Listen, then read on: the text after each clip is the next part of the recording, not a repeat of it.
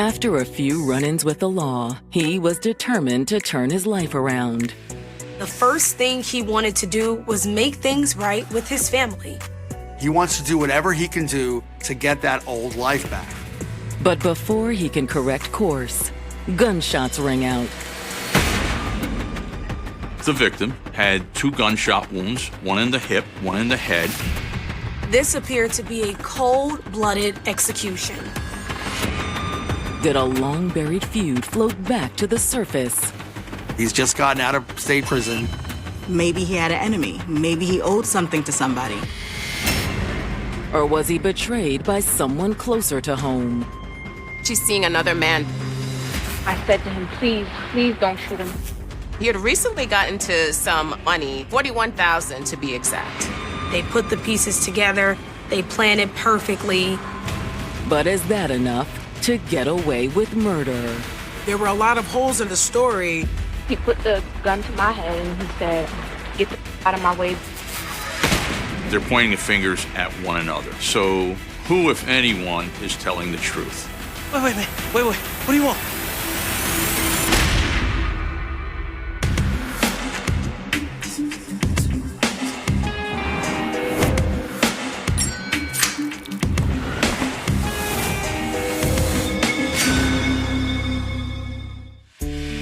November 14, 2007, Albany, New York. The Empire State's capital city is a place where old-world charm blends with modern, trendy vibes. When you think of New York, you think of the Big Apple, you think of New York City. But when you go a little further north, you find out about upstate New York. Albany is New York's oldest city, and the people here are loving. It's all about family here. It's a hidden gem. People know each other. There are beautiful parks. It's pretty much a safe place to live. But after night falls, Albany's peace is rattled when gunfire breaks out on the city's south end. Around 11 p.m. that night, the police received a string of 911 calls stating that there were shots fired at an apartment complex. When officers arrive on the scene, they see a young black male lying in a pool of blood in the parking lot of the apartment complex. As first responders rush to his aid, they realize the man has been shot multiple times. It looks like he's been hit at least twice, once in the hip and once in the head. His breathing is very faint and he is unconscious, but somehow he's still alive. First responders immediately started applying first aid, trying to save this man's life. In the process, they discover who the victim is.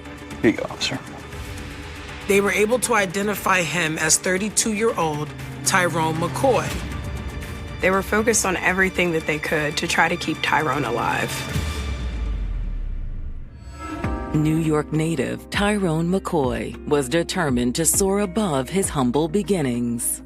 Tyrone was the eldest of 4 children who grew up in a low-income home in Albany. Tyrone had a beautiful personality, a bright smile. He was a magnet for all of those around him. Because he grew up in poverty, Tyrone started to explore other options of success so that he could be a great example for his siblings and make his family proud. He could have easily been discouraged, so the fact that he was able to still be determined and wanted to, still focus on bettering himself says a lot about his character.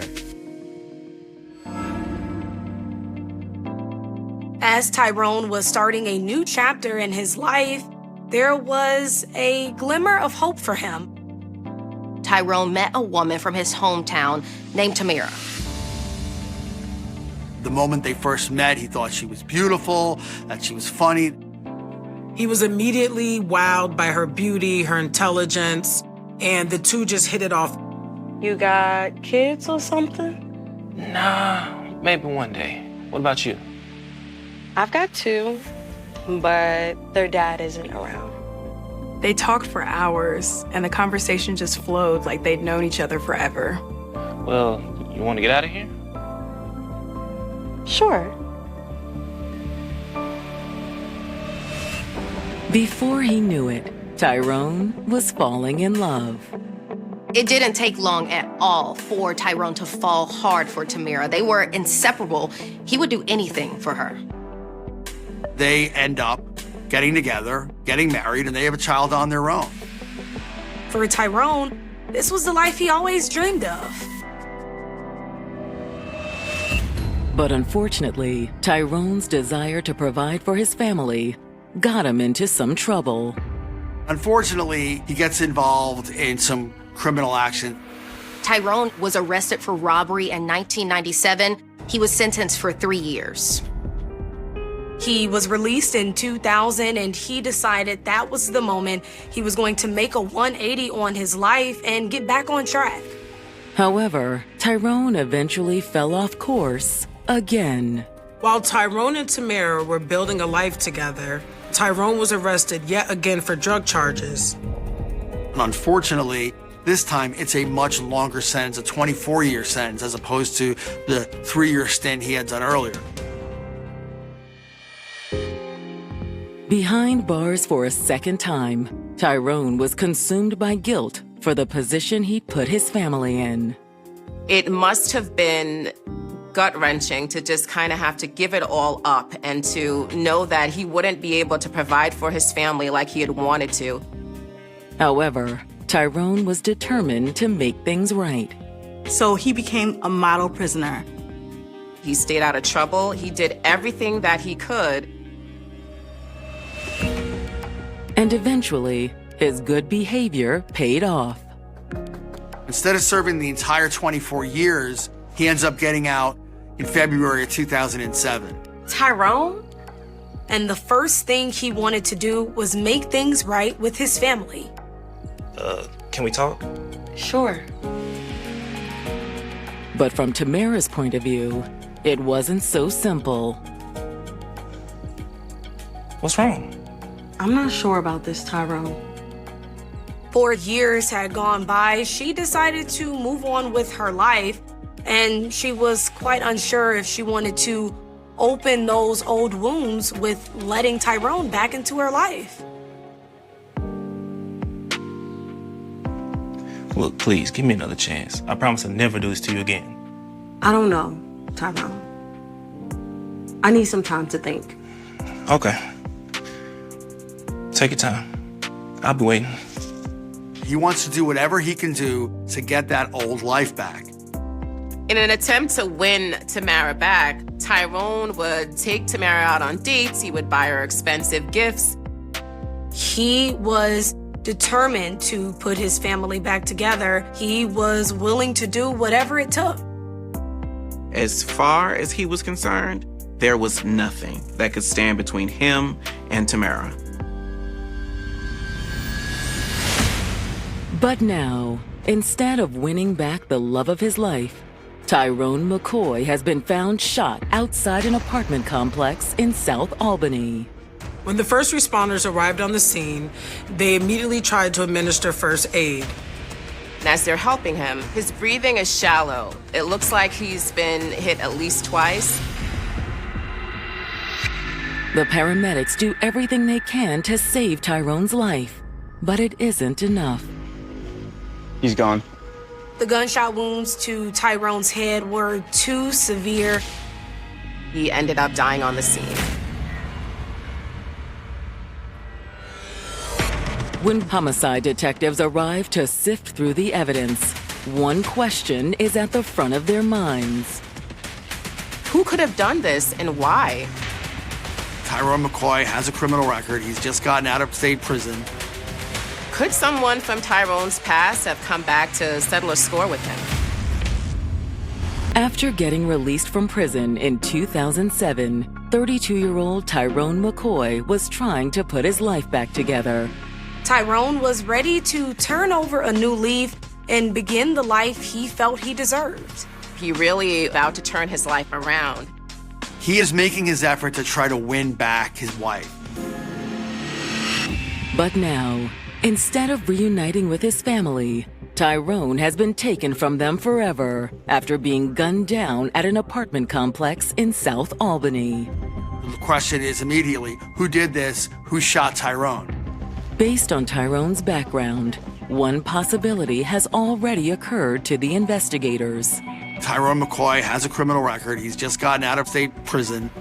Right off the bat, police are wondering, could someone from Tyrone's past have come back to settle a score with him? Maybe he had an enemy. Maybe he owed something to somebody. Regardless, one thing's for certain. Tyrone didn't go down easy. The victim had 2 gunshot wounds, one in the hip, one in the head. We've determined that he was likely running, as would be his killer. So the first wound was likely the hip, which put him down. The theory is supported by a trail of blood leading through the parking lot. It strongly suggests that he saw his killer and he tried to get away from him. And the shooter or killer pursued him. After chasing down his victim and wounding him, it looks like the killer stood over him and fired a final shot to his head. This wasn't a crime of opportunity. This was someone who was intentionally going after Tyrone. This appeared to be a cold-blooded execution. Near Tyrone's body, detectives locate a couple more key pieces of evidence. As police are investigating, near the body, they find Tyrone's cell phone, and they also find several .357 shell casings that they believe belong to the murder weapon. They bag them up and send them off to ballistics for testing. But other than that, detectives are at a loss. The crime scene didn't offer any clues as to who would want Tyrone dead. So the officers decide to canvass the area and see if anybody witnessed this occurrence. As officers start going door to door, it's not long before they run into a woman who says she saw everything from her apartment window. She was one of the individuals who called 911. Yeah, it was around 11 o'clock, and I was just getting ready for bed. And then I heard bang, bang, bang outside my window. She said she heard 8 shots in total.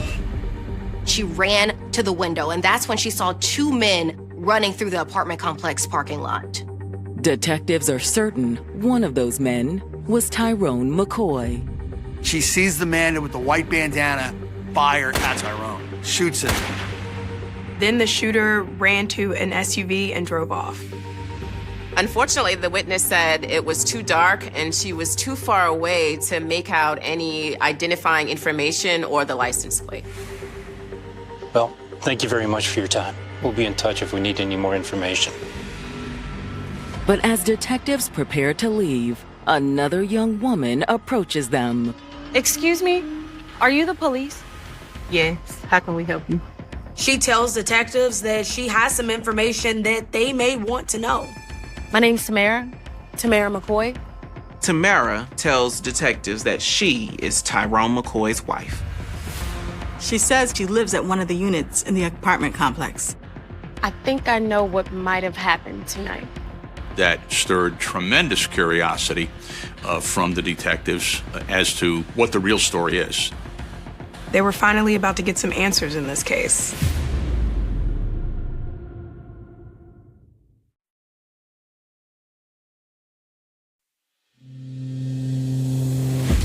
Police in Albany, New York, are investigating the murder of Tyrone McCoy after he was gunned down in an apartment complex parking lot. The killer stood over Tyrone and shot the final shot into his head. This was cold-blooded murder. Immediately, investigators are wondering, did someone from Tyrone's criminal past come to hunt him? But now, an important new witness has just approached police at the scene of the crime. Tyrone's wife, Tamara McCoy. I think I know what might have happened tonight. I think at this point that would have stirred tremendous curiosity from the detectives as to what the real story is. Tamara agrees to accompany the detectives back to the police station to give an official statement. Sorry again for your loss. Thank you. Now what can you tell us about Tyrone? Tamira explains that while she and Tyrone are still legally married, they haven't been estranged because he's been in prison the last few years on a drug possession charge. You two didn't get back together once he got out? No. I wasn't sure if I was ready for that yet.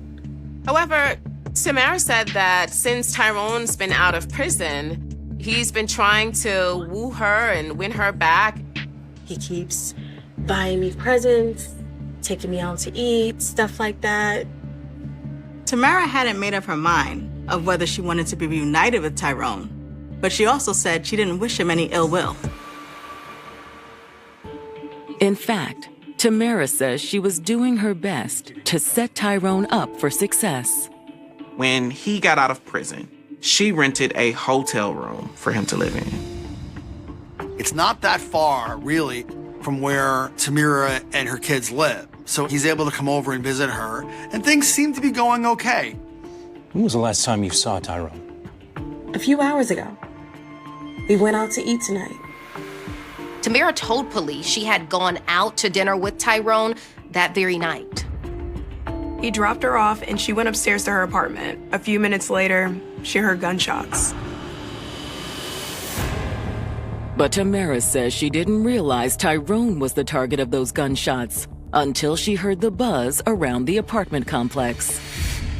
When she found out that someone had been shot and that someone was Tyrone McCoy, she was stunned. That's when I came and I found y'all. To the detectives, it seems like Tamara is being upfront with them. She's very cooperative, and she seems very willing to provide information. She's answering all their questions. She even draws them a map of the apartment complex for them to take a look around. And that's not all. She admits there's one person that comes to mind as a potential suspect. When Tyrone got locked up, I didn't just wait around for him, you know? While Tyrone was in prison, she moved on, and that included her love life. I met somebody. His name was Jamar Johnson. While Tamara has been living up by herself because Tyrone was in prison, she met Jamar and the two became romantically involved. I'm afraid he might have something to do with this. She told the police that she and Jamar had broken up, that they weren't together, and that Jamar was very upset about her ending their relationship. He still wasn't over her. And he became furious when he found out that Tyrone was back in Albany and trying to win her back. The last time I saw him, he told me he was gonna pop Tyrone. Pop him?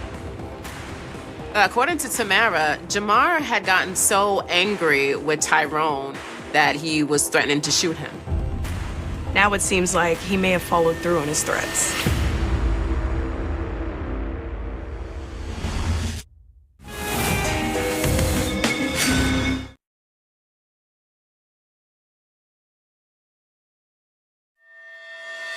Police in Albany, New York are interviewing Tamara McCoy, the estranged wife of shooting victim Tyrone McCoy. Tamara approached police saying that she's Tyrone McCoy's wife and that she might have information about what happened. And Tamara's just made a shocking accusation. She was telling them about how, although she was married to Tyrone, she had been seeing a man named Jamar Johnson. Tamara McCoy has suggested that if anybody had a reason to have shot her husband, maybe Jamar Johnson is that person, because he did make a threat to quote-unquote pop her husband. He told me he was going to shoot Tyrone. The investigators agree that Jamar's threat makes him the #1 suspect in Tyrone's murder. Now, this doesn't place Jamar at the scene or proves he shot Tyrone, but it certainly gives him motive to want Tyrone dead. He's certainly a person that they want to chat with. And when detectives run a background check on Jamar, they learn this isn't his first run-in with the law. Jamar had been in prison for a number of years on drug dealing charges. But there's no history of violent crime. Hoping to speak to Jamar, detectives issue an alert to law enforcement in the area. They put out a bolo advising police officers to be on the lookout for Jamar Johnson. In the meantime, detectives head back to the apartment complex with Tamara. She was going to walk them through her and Tyrone's movements that evening. She was going to show them exactly where he dropped her off before he was killed. Parking lot on Grand Street, South Pearl Street Projects. With me, Detective Kubish, Detective Lieutenant Ron Matos. You are Tamara McCoy. We're here to discuss the events of November 14th, which was last night, sometime after 10:30 p.m. As detectives talk with her at the location where her husband was shot, the beginning of her story remained the same. But then, her story begins to change from what she initially told detectives. Tamara admits that when she pulled into her parking lot, she saw Jamar. Then I saw his car sitting right there. Where did you see his car? Right across, like, by the bus. In the parking lot across the street? In that moment, she knew something was wrong. Everything all right? Just stay here, okay? I knew what his intentions were. Which were what? To shoot Tyrone McCoy. Okay. And I said to him and I said, please don't do it. Please don't do it. Jamar, don't. No, I'm not going nowhere. Don't. Hey, what's going on? Man, who you? But according to Tamara, Jamar wouldn't listen. She stood in front of Tyrone, shielding him with her body. And I said to him, please, please don't shoot him. Please, please. He put the gun to my head and he said, get the out of my way before I shoot you. At that point, Tamara says Tyrone stepped in and confronted Jamar. Shoot, you want to shoot somebody? Shoot me. Do it. Do it. You bad? I'm a gangster. Tyrone McCoy spoke up. He said, you want to shoot me? That's what you came to do? You came to shoot me? Bring it then, because I'm gangster. Tamara says that's when Jamar started firing. She saw Jamar chasing Tyrone, shooting at him as he ran. I heard the shots being fired. Tamara said she was so scared that she ran inside her apartment and locked the door, and that she didn't come out again until police came that night. It's a gripping story, but is it the truth? Why didn't she tell them all of this from the get-go? Contradictions are a major red flag for law enforcement. Investigators believe she wasn't being completely honest. They don't know if this is because she was trying to protect Jamar or she has something to do with what happened. Now, detectives are more eager than ever to get Jamar's side of the story. Luckily, a few hours later, detectives got word Jamar was spotted in Albany and he was taken into custody. However, when detectives sit down to interview Jamar, he ices them out. When officers first question Jamar Johnson, he's closed off, he has his walls up, and he just isn't willing to tell them anything. I don't have anything to say to you.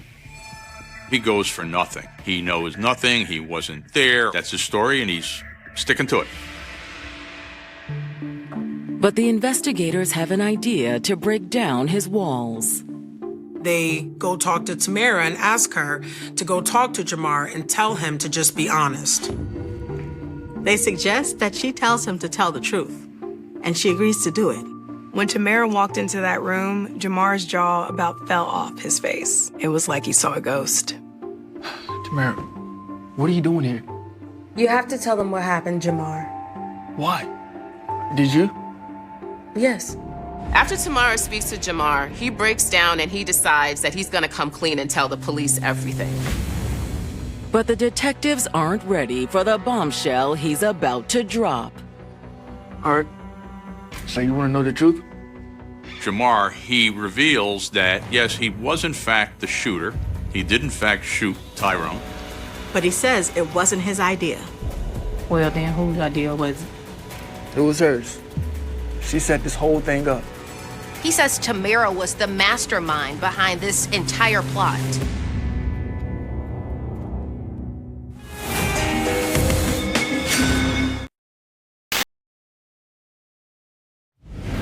New York police investigating the murder of Tyrone McCoy are closing in on the man they believe is responsible for taking his life.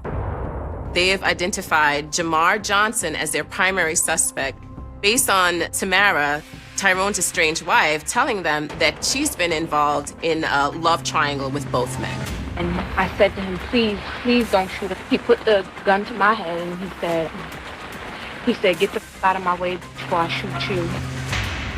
She saw Jamar chasing Tyrone, shooting at him.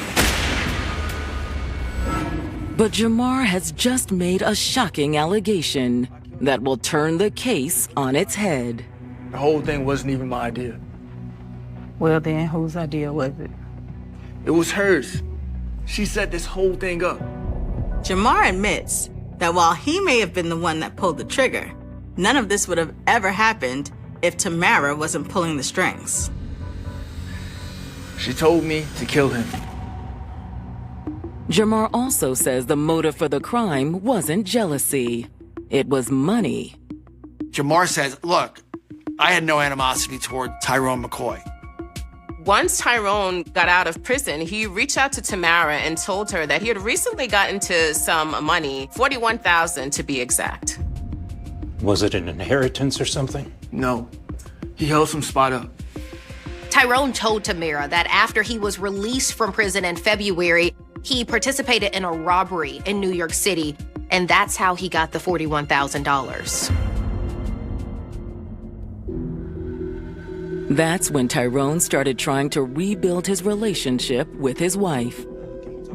In an attempt to win Tamara back, Tyrone used his money to take her out on dates and buy her expensive gifts. He was trying to rekindle what they once had. There was just one problem. Tamara was already falling in love with Jamar. But even if Tamara had already moved on, there was something she still wanted from her husband. She wanted his money. And she soon came up with a way to get it. She came up with a plan to rob and murder her husband. And on the night of November 14th, she put her plan into action. When Tyrone asked Tamara out on a date that night, she agreed to go with him. She knew this was their chance, so she told Jamar to be ready. And as dinner came to an end, Tamara gave Jamar the signal. Let me run to the bathroom real quick before we head out. Okay.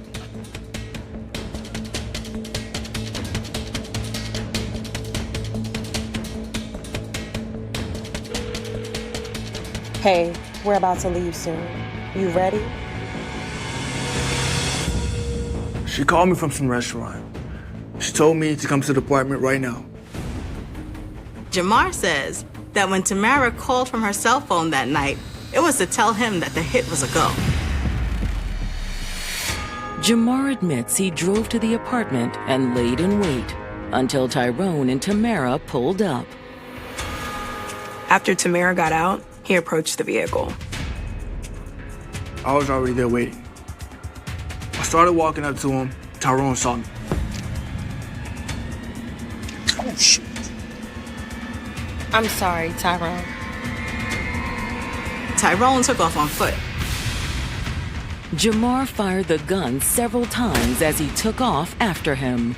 Jamar chased Tyrone around the parking lot, and he eventually hit him in the hip, and Tyrone went down. Wait. What do you want, man? I got money. Yeah, I know. Jamar stood over him and shot him in the head in cold-blooded murder.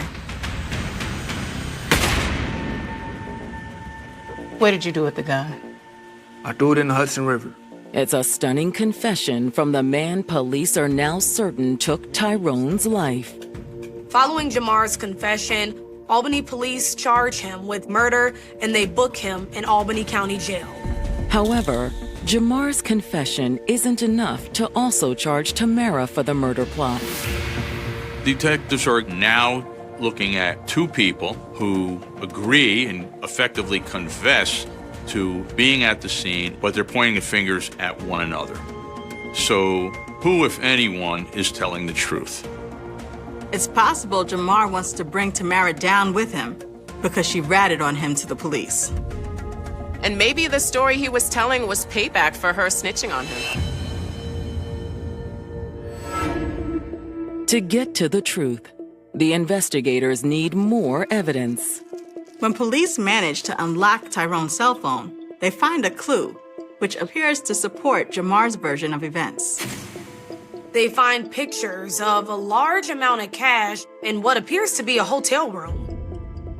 Investigators note that the photo was taken on November 13th, 2007, just one day before the murder. That seems to be consistent with what Jamar said about Tyrone coming into a large sum of money not long before his death. If Jamar is telling the truth, does Tamara have that same cash in her possession now? Detectives execute a search warrant to Tamara's apartment. And they find just what they're looking for. They discovered a large sum of currency, approximately $10,000, between the mattress and box spring. Detectives can't help but think that this is part of the same cash that Tyrone had photographed. To confirm their hunch, detectives reach out to the motel where Tyrone had been living and obtain surveillance footage from the hours before the murder. When the police review the surveillance camera, they strike gold. Around 7:30 p.m., Tyrone leaves the motel. A few minutes later, Tamara arrives. She approaches the front desk and starts talking to the hotel manager. It almost appears as if she's flirting with him. She was able to manipulate the hotel management into letting her have access to Tyrone's motel room. The police find Tamara sneaking into Tyrone's room while he's away.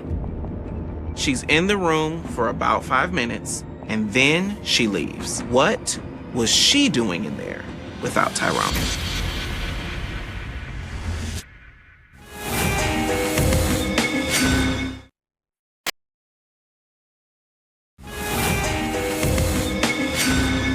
Police in Albany, New York, have charged 30-year-old Jamar Johnson with murder after he confessed to shooting his girlfriend's husband, Tyrone McCoy. He admitted that he did shoot Tyrone, he killed him, and it was in an attempt to take his money. But they're still looking for evidence that Tyrone's wife, Tamara, was the mastermind behind the crime. Now detectives think they've just uncovered the evidence they need to connect Tamara to the murder plot.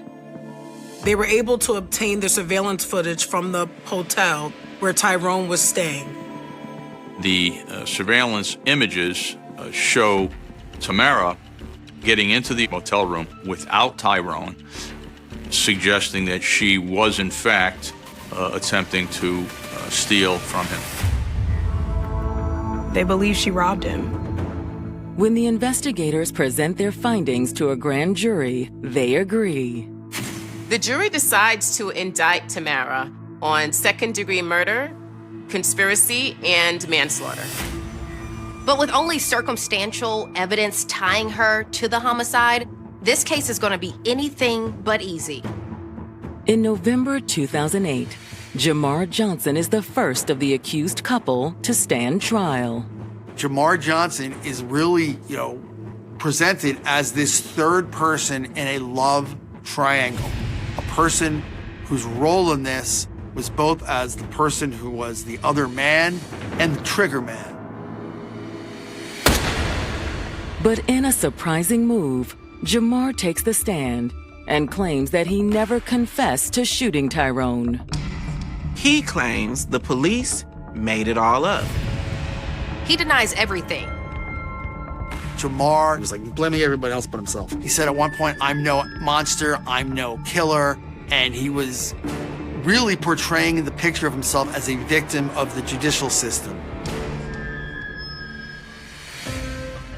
However, Jamar's behavior on the stand isn't doing him any favors. He got a little too casual up there because while he's testifying, Jamar starts laughing. And that's like throwing a hanging curveball to a prosecutor. They just swing at it. The Albany County prosecutor says to Jamar, "Mr. Johnson, do you find this funny?" And then Jamar says that he does find the whole thing funny. After the jury retires to deliberate, it's clear the prosecution has hit the home run they were hoping for. There was little Jamar could say to prove that he wasn't a part of this crime, and so he was found guilty. But because investigators believe Tamara was the mastermind, Jamar's charges don't meet New York's criteria for first-degree murder. Jamar was found guilty of second-degree murder and sentenced to 28 years to life. Tamara McCoy stands trial 2 months later, in January of 2009. Unlike Jamar Johnson's trial, I think there was a lot of questions heading into the trial of Tamara McCoy as to, for one, did she do it? And two, will they convict her if she did? Armed only with circumstantial evidence, prosecutors do their best to build a case that will convince the jury. Prosecutors intended to prove that if it were not for Tamara McCoy, Tyrone McCoy would still be living. They argue that after Tamara found out what kind of money Tyrone was sitting on, she was dead set on getting her hands on it. At first, she lets Tyrone take her out on expensive dinners, giving her gifts, all while she's seeing another man. But eventually, Tamara wanted more. She got greedy and decided she wanted all that money to herself. She decides that she's going to take it by any means necessary. So she came up with a plan. On November 14th, 2007, Tamara snuck into Tyrone McCoy's hotel room to steal his money while he was out. They say that the plan was to steal money, to then cover up the crime with murder, eliminate her husband she doesn't want to be with anymore, and the two of them, Jamar and Tamara, can then live happily ever after. When Tamara went to dinner with Tyrone later that night, prosecutors allege that she was plotting his demise the entire time. She is setting up Tyrone McCoy for death at that moment. He doesn't know it. He thinks he's on a date, but he's basically on the last ride of his life. When they arrived back at Tamara's apartment complex minutes later, Jamar was already waiting for them. There, Jamar approached Tyrone. What's this? Tamara. I'm sorry, Tyrone. He chased Tyrone through the parking lot. And he gunned him down. Wait, man. I got money. I know.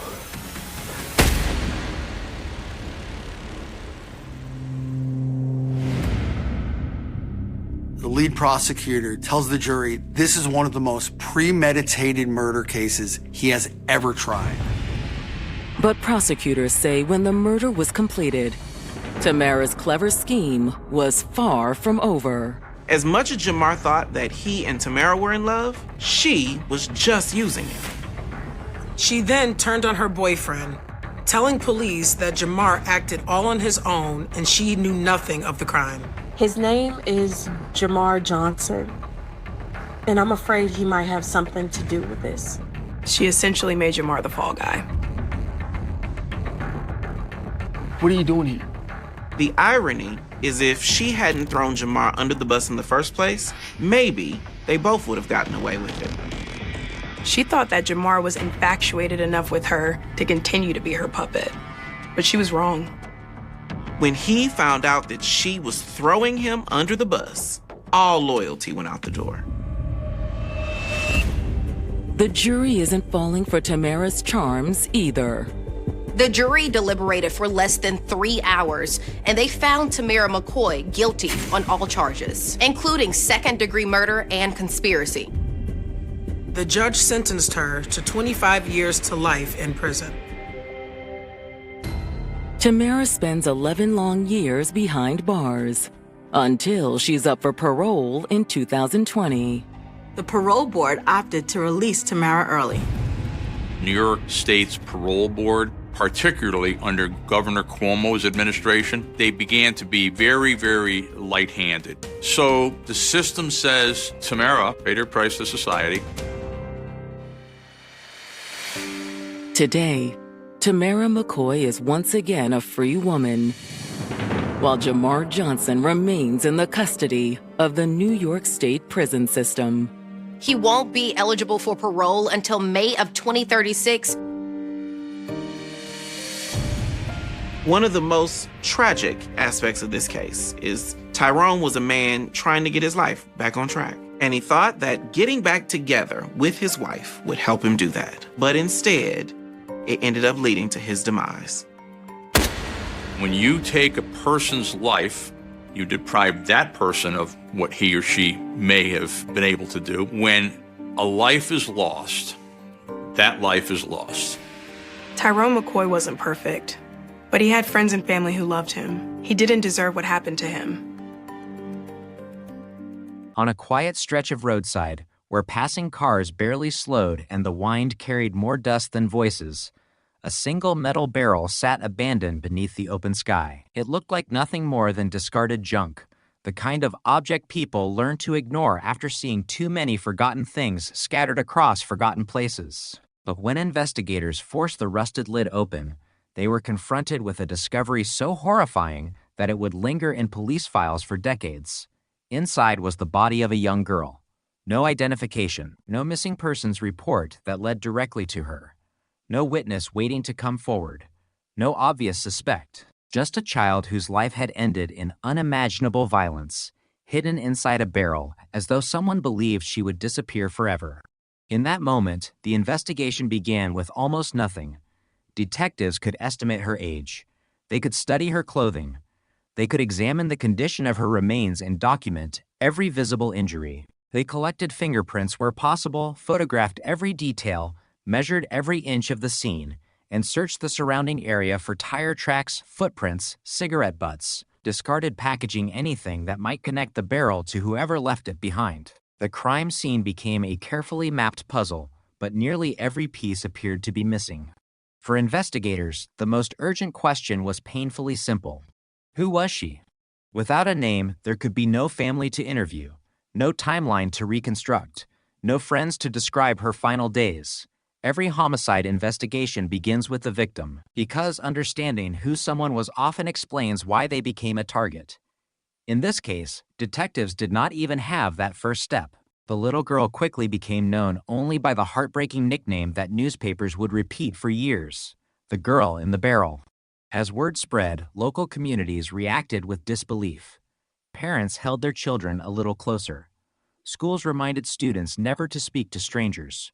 Rumors spread faster than verified facts. Every unidentified child reported missing in neighboring states became a possible lead. Every family wondering what had happened to a daughter decades earlier hoped and feared the same phone call. Investigators worked every available avenue using the forensic science of the time. They documented the barrel itself, hoping its manufacturer, age, or distribution might narrow the search. They analyzed fibers recovered from inside, searching for clues about where she had lived before her death. Soil collected from the barrel was compared against surrounding locations to determine whether she had been transported from somewhere else. Specialists examined insects associated with the remains, attempting to estimate how long the body had been concealed before being discarded. Each scientific discipline offered possibilities, but none produced the breakthrough detectives desperately needed. Without modern DNA databases, forensic genealogy, or nationwide digital missing person systems, investigators relied on photographs mailed between agencies, handwritten reports, and telephone calls. Detectives traveled across jurisdictions carrying folders filled with black and white images, comparing dental charts, missing child reports, and descriptions from families who had spent years searching for answers. Again and again, every promising lead collapsed. Some believed the child had been killed locally. Others argued she must have come from hundreds of miles away. No one could prove either theory. The passage of time only deepened the mystery. Seasons changed. New detectives inherited the files. Original investigators retired. Evidence boxes were transferred from one storage room to another, each marked with case numbers that slowly gathered dust.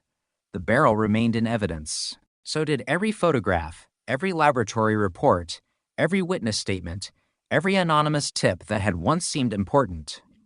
Gold cases rarely die overnight. They fade gradually. Phone calls become less frequent.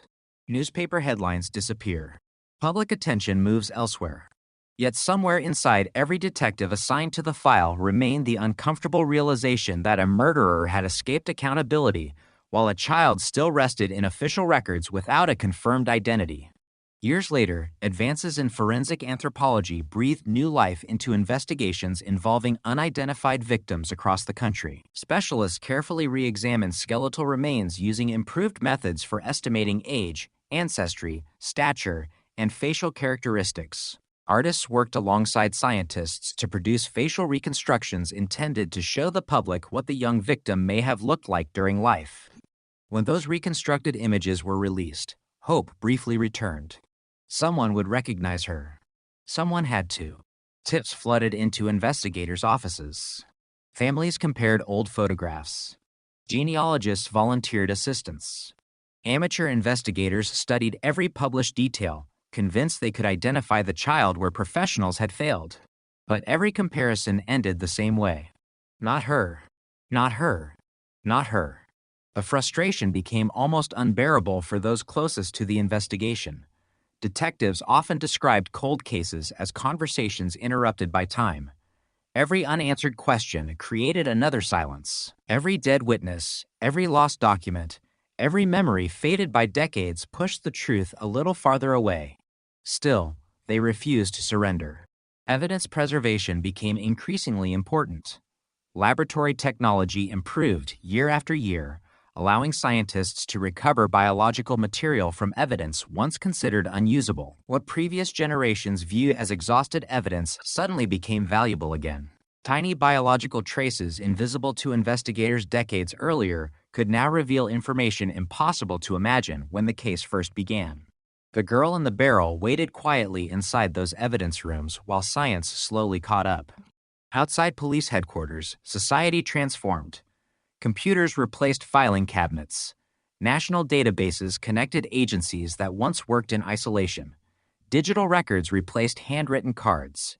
Missing person organizations expanded. Families gained new tools to search for loved ones across state lines. Cases once separated by geography could finally be compared within seconds. Even with these advances, identifying unidentified homicide victims remained extraordinarily difficult. DNA requires comparison. Without relatives in available databases or usable reference samples, a profile alone cannot provide a name. Investigators understood this all too well. Then came one of the greatest revolutions in modern criminal investigation: investigative genetic genealogy.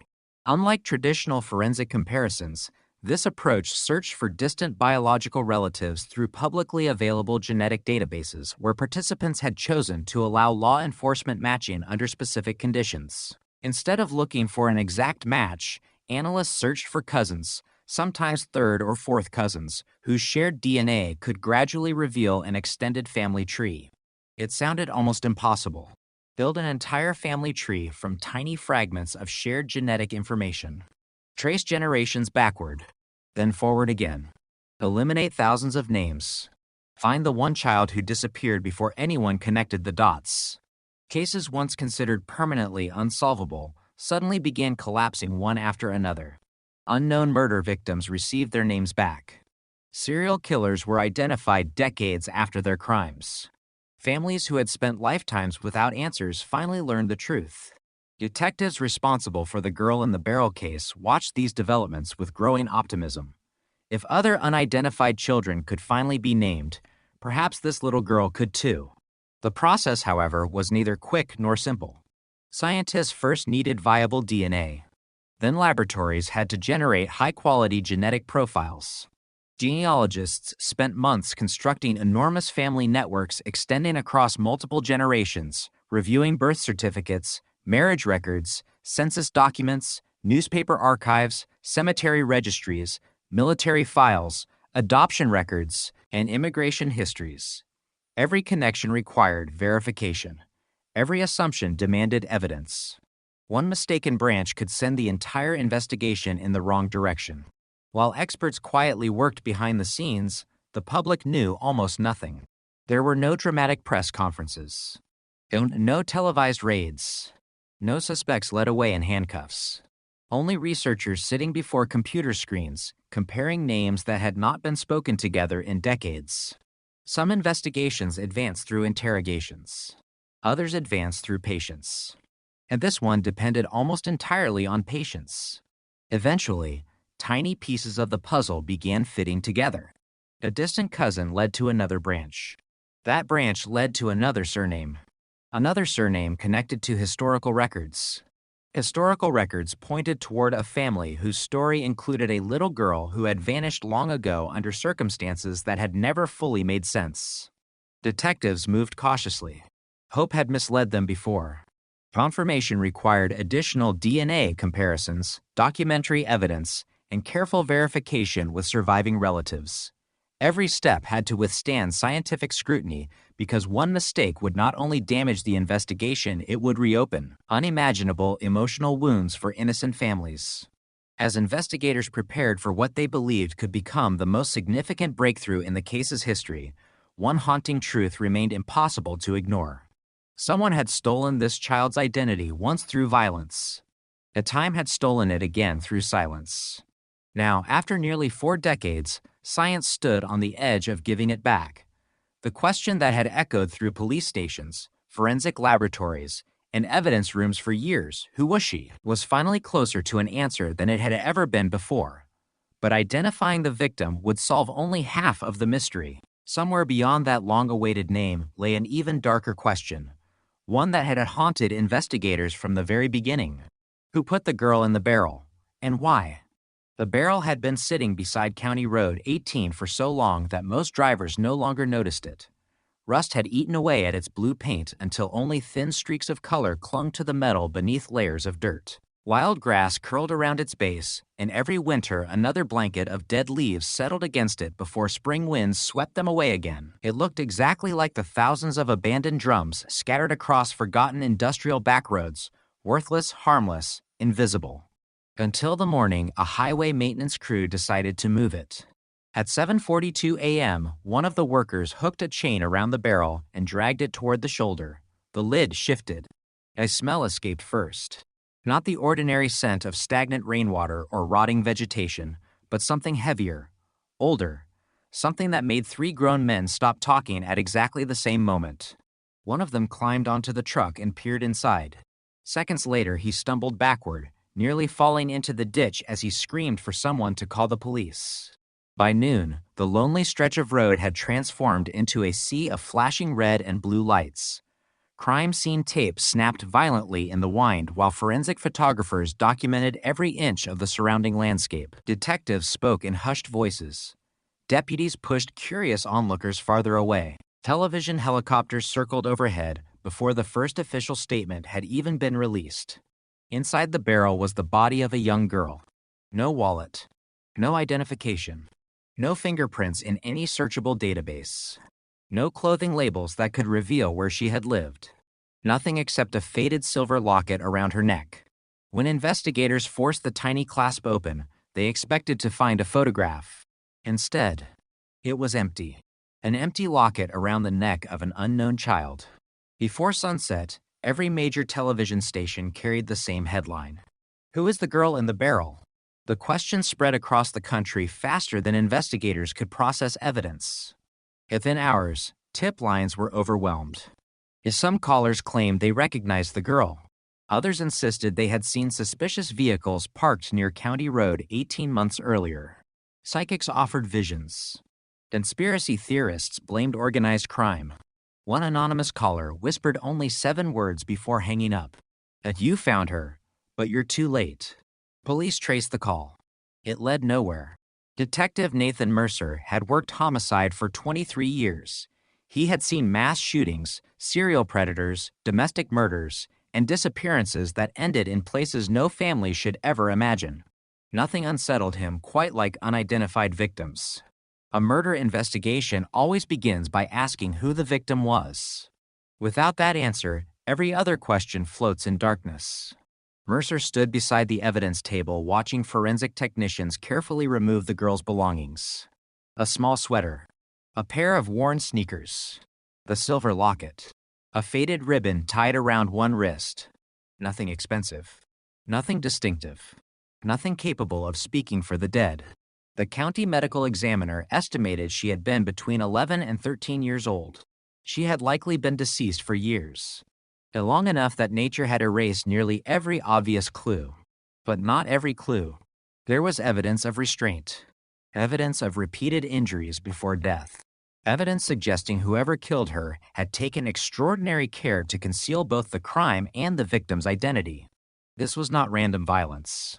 Someone had planned this. Someone had expected the barrel never to be opened. News crews remained outside the sheriff's office for weeks. Every afternoon, another press conference ended exactly the same way. "We still need your help identifying the victim." Parents searched old family albums. Teachers remembered students who had suddenly stopped coming to class years earlier. Retired social workers reread forgotten case files involving runaway children. The girl became known nationwide by a name investigators hated but reporters loved: the girl in the barrel. As days became months, detectives reconstructed everything they could. The barrel itself had been manufactured nearly 20 years earlier. Thousands identical to it had been sold across 5 states. Impossible to trace. The rope fibers matched commercially available utility cord. Again, impossible to trace. Pollen recovered from inside suggested she had once been somewhere far north of the county where she was discovered. But pollen travels. So did barrels. Every answer generated 3 new questions. Mercer covered an entire wall of the incident room with maps. Colored pins marked missing children. Blue represented girls between 10 and 14. Red represented unidentified remains. Yellow represented potential sightings. Soon the wall looked less like an investigation and more like an epidemic. Every pin represented a family still waiting. One afternoon, a retired school principal arrived carrying a dusty yearbook from 15 years earlier. "There was a girl," she said quietly. "She disappeared after Christmas break." Detectives raced to compare photographs, dental records, his height, estimated age. Everything matched, except DNA. Another dead end. Months later, construction workers unearthed a child's backpack 30 miles away. Inside were comic books, a flashlight, and initials carved into the plastic buckle. Investigators thought they had finally found the breakthrough. The backpack belonged to another missing child. Different case. Different family. Another heartbreak. The years passed. Election cycles came and went. Sheriffs retired. District attorneys changed. New detectives replaced old ones. The evidence boxes moved from one storage room to another, collecting dust beneath fading labels.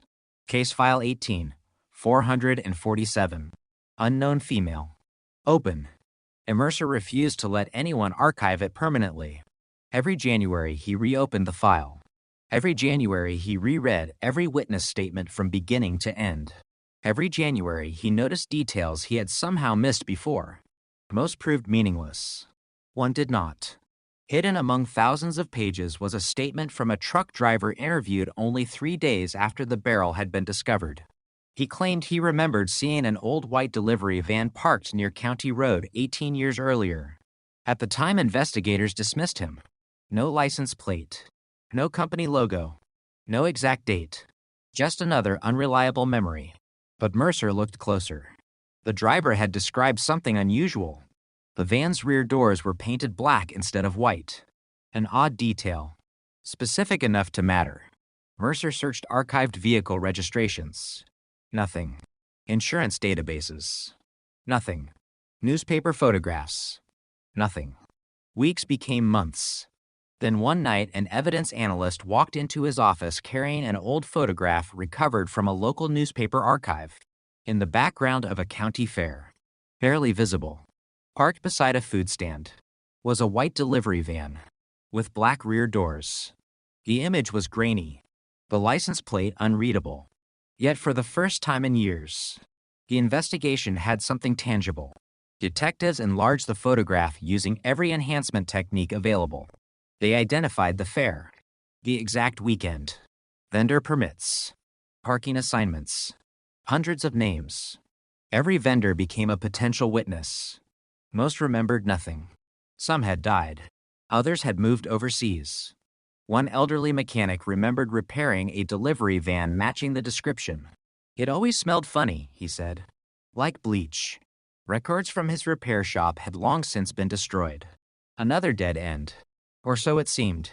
Because inside one surviving invoice book, between pages stuck together by decades of grease, investigators discovered half of a customer name. Only 6 letters remained visible. Harlow. No first name. No address.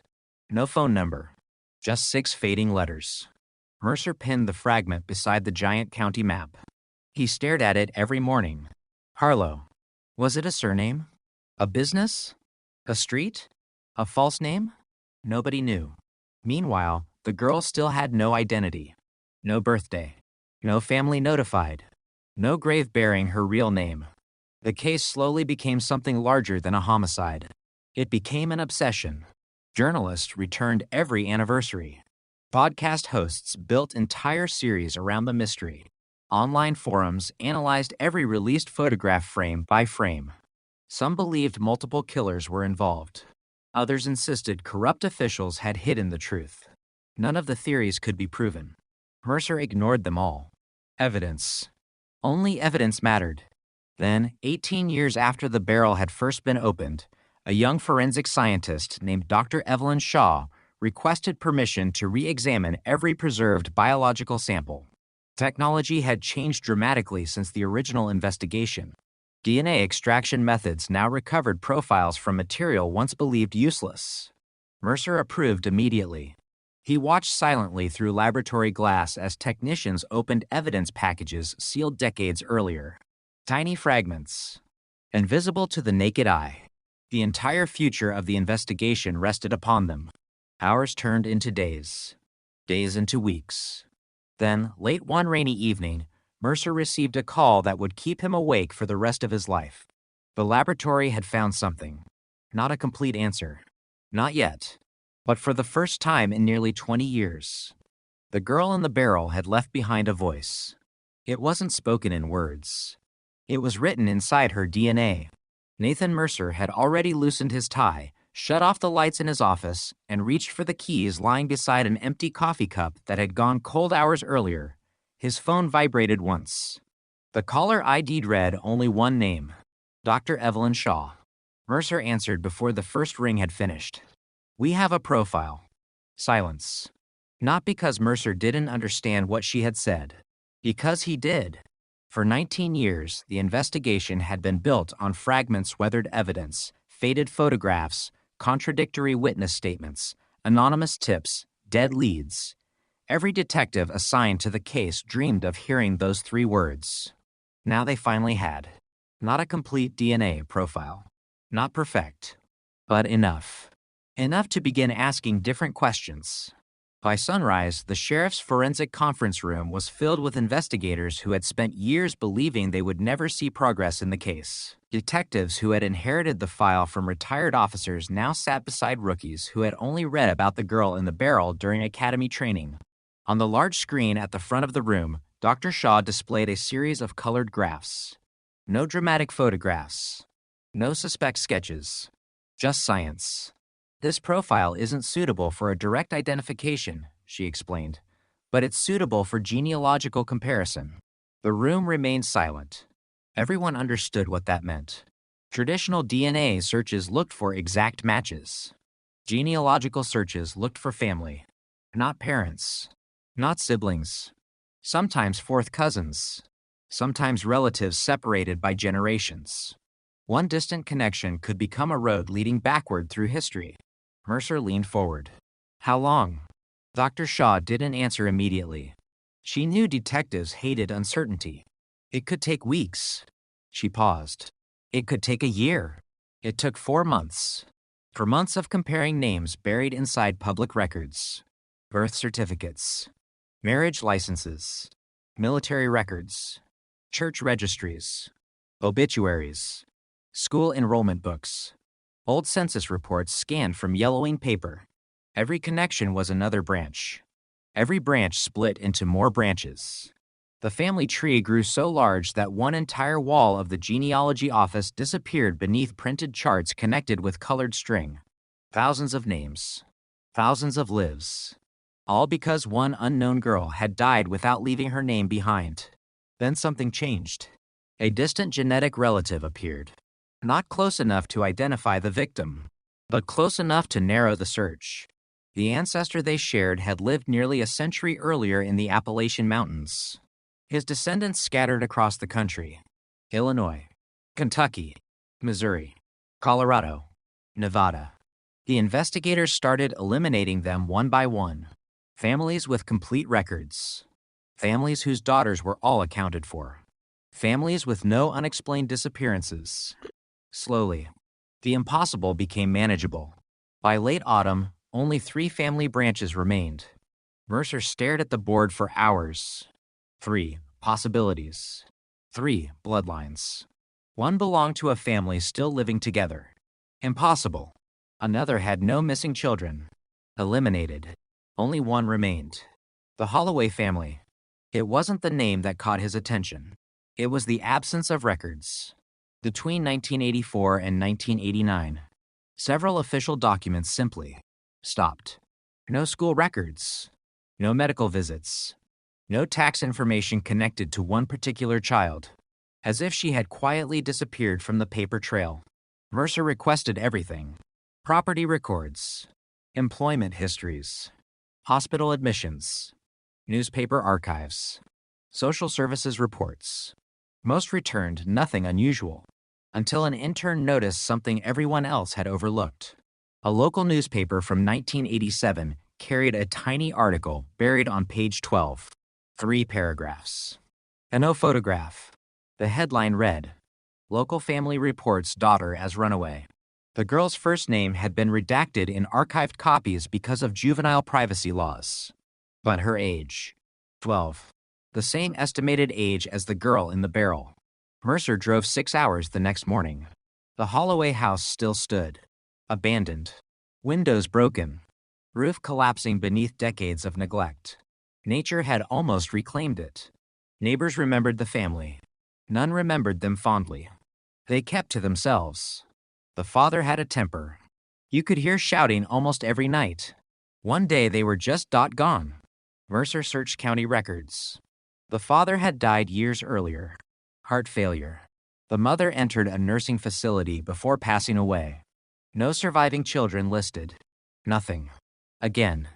The investigation reached another wall. Back at headquarters, Dr. Shaw continued expanding the genetic tree. Another distant cousin submitted DNA voluntarily. Then another. Each comparison sharpened the picture. The unknown girl belonged somewhere inside the Holloway bloodline. But where? Then the impossible happened. An elderly woman from Oregon contacted investigators after seeing a documentary about the cold case. She wasn't looking for publicity. She wasn't chasing reward money. She simply recognized one detail: the silver locket. "I bought one exactly like that," she told detectives. They came in pairs. Mercer's heartbeat quickened. Pairs? Yes. One for each daughter. She explained that a small jewelry company had marketed matching lockets to sisters during the mid-1980s. Sales records no longer existed. The company had closed decades earlier, but only a few thousand sets had ever been made. Not millions. Thousands. Suddenly, the empty locket mattered. Not because of what it contained. Because of what it once might have contained. A sister. If investigators could identify another girl wearing an identical necklace, they might identify the victim. Media outlets released photographs nationwide. Days passed. Nothing. Weeks. Nothing. Then, one email arrived. No subject line. Only a photograph. Two smiling girls stood outside a trailer home sometime during the summer of 1986. Around both necks. Matching silver lockets. Mercer enlarged the image. His pulse stopped. One of the girls looked hauntingly similar to the facial reconstruction produced years earlier. The email contained only one sentence. "I think this was my neighbor." No name.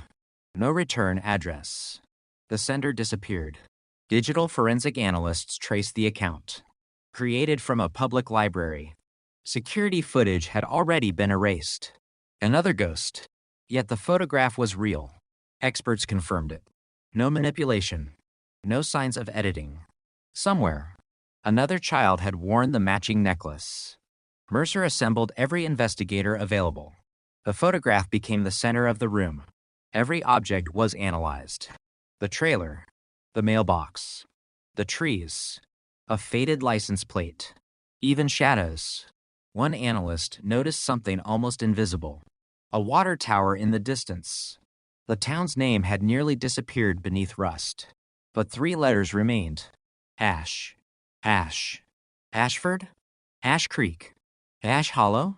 There were dozens. Detectives spent weeks comparing historical photographs of water towers across 4 states. Finally, a match. Ash Hollow. Population, 892. Mercer drove there personally.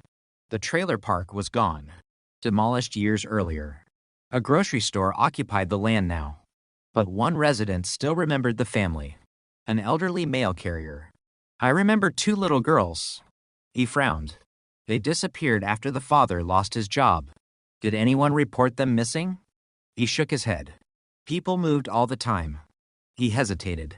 Back then, nobody asked many questions. The mail carrier handed Mercer an old route notebook he had somehow kept for decades. Inside, addresses, names, forwarding information. One line caught Mercer's eye immediately. Holloway family, no forwarding address. No destination. No explanation. Just gone. As Mercer closed the notebook, something felt wrong. Families leave. Families relocate. Families disappear from neighborhoods every day. But they leave traces. Employment. Utilities. Driver's licenses.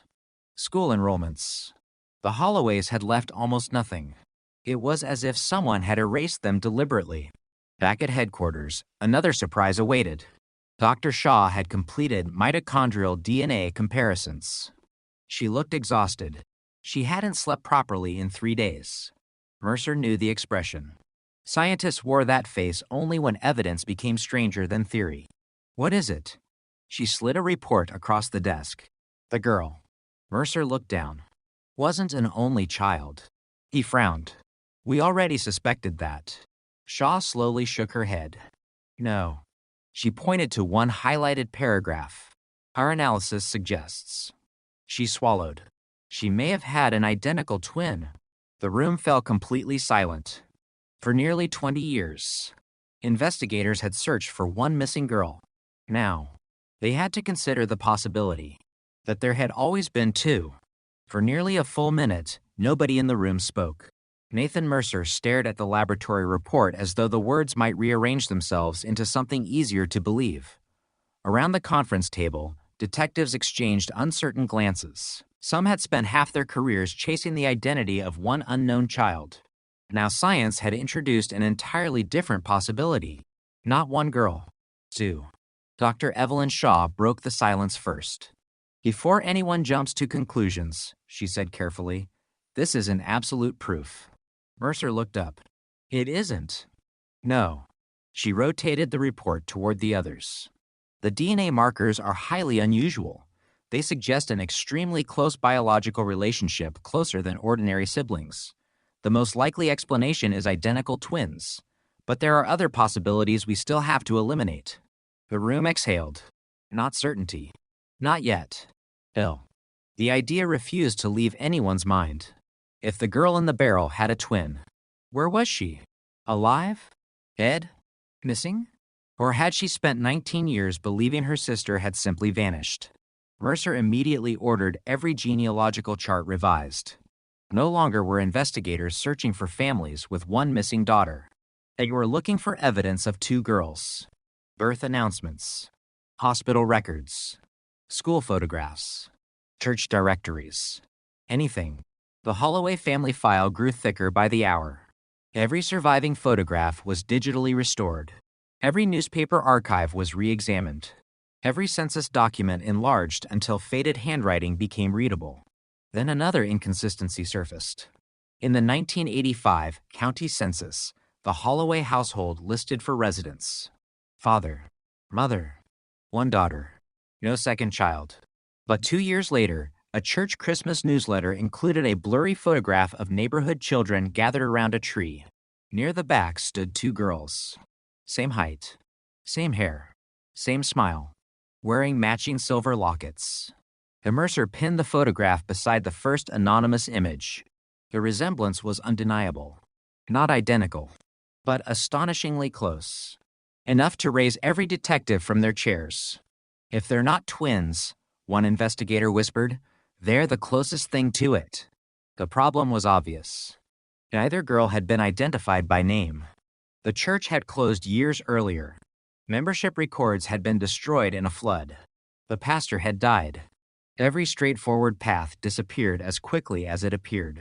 Meanwhile, the media sensed movement. Reporters noticed unmarked police vehicles traveling between counties. Journalists filed Freedom of Information requests. A television crews camped outside the sheriff's office once again. Mercer refused every interview. He had learned long ago that publicity solved cases only when investigators controlled the information. This time, he intended to control every word. 3 weeks later, forensic analysts completed a digital enhancement of the old county fair photograph. The white delivery van with black rear doors became clearer than ever before. And not perfect, but better. One technician suddenly froze the image. There. Mercer leaned closer, fainted just beneath the passenger window. Almost invisible beneath years of faded film. Were four letters. Herzon.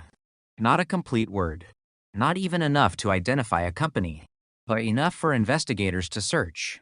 Business registrations. Shipping companies. Construction contractors. Furniture movers. Nothing. Until an archivist discovered a forgotten trucking company dissolved in 1989. Harrison Rural Supply Network. Herzon. Their delivery vans were white. Their rear cargo doors, black. Mercer felt his pulse quicken. Finally, a company. A direction. Employment records revealed 43 drivers. 37 were deceased or easily eliminated. 5 had airtight alibis. 1 had vanished. Patrick Rourke, hired in 1985, resigned without notice in late 1987. No forwarding address. No tax records after that year. No driver's license renewal. No death certificate. Nothing. Mercer stared at the photograph attached to Rourke's employment application. Mid-30s. Clean-shaven. Ordinary. The kind of face people forgot seconds after seeing it. Exactly the kind of face investigators feared. They interviewed former coworkers. Most barely remembered him. He kept to himself. Didn't talk much. Always wore gloves. He hated people touching his van. Then one retired dispatcher recalled something unusual. He wasn't supposed to be near Ash Hollow. Mercer stopped writing. What do you mean? That route belonged to another driver. So why was he there? The dispatcher looked embarrassed. He signed the paperwork. Why? He told me he was covering for someone. Did you verify it? No. Mercer closed his notebook. In one authorized delivery. One small town. One family that disappeared. The coincidences were becoming impossible to ignore. Search warrants followed. Storage units. Old rental properties. Former employers. Nothing. Patrick Rourke had disappeared so completely, it seemed as though he had planned it years in advance. Then the Financial Crimes Division uncovered something unexpected. Rourke hadn't vanished alone. 3 months after leaving Harrison Rural Supply Network, someone had opened a new bank account in another state. Using a different surname. The signature matched. The fingerprints didn't. Identity theft. Someone had stolen another man's identity decades before modern databases made such fraud difficult. The trail continued. Texas, Arizona, Nevada.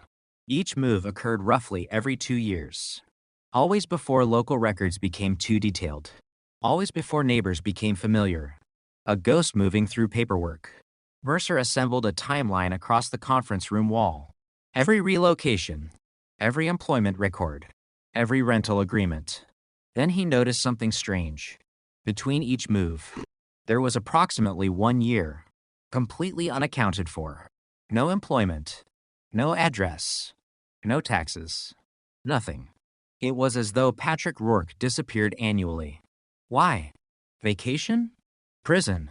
Another identity? Nobody knew. Meanwhile, Dr. Shaw pursued an entirely different mystery. She couldn't stop thinking about the possibility of a second girl. The DNA continued bothering her. Something wasn't right. She requested permission to test biological material recovered from the silver locket itself. Most investigators expected nothing. The necklace had spent years exposed to moisture, rust, and contamination. Yet modern forensic techniques were capable of astonishing things. Days later, the laboratory found microscopic skin cells trapped beneath the clasp. Enough for comparison. Shaw ran the analysis twice. Then a third time. She personally walked into Mercer's office. No twins. Mercer blinked. What? I was wrong. She laid down the report. The second DNA profile. She paused. It belongs to another girl. Mercer frowned. Related? Yes. Sister? No. Cousin? Closer. How much closer? Shaw looked directly into his eyes. The probability suggests. She hesitated. Mother and daughter. Mercer stared. That's impossible. The victim was 12. I know. Neither spoke. The implications were absurd. Scientifically impossible, unless the DNA belonged not to the victim, but to someone who had worn the locket before her. Someone older. Someone biologically connected. Someone investigators had never considered. Mercer suddenly stood. The locket wasn't hers. Shaw nodded slowly. It may have belonged to her mother. For the first time, the investigation expanded beyond one unidentified child. Now detectives searched for an unidentified woman as well. Missing mothers. Unsolved disappearances.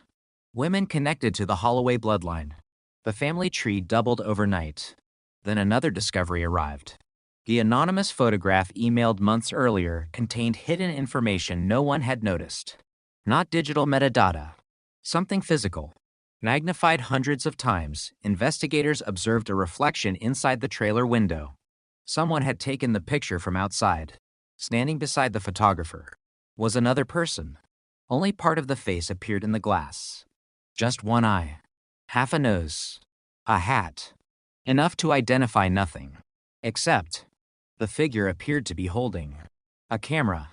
And someone else had been documenting the family. Not casually. Deliberately. Mercer enlarged the reflection again.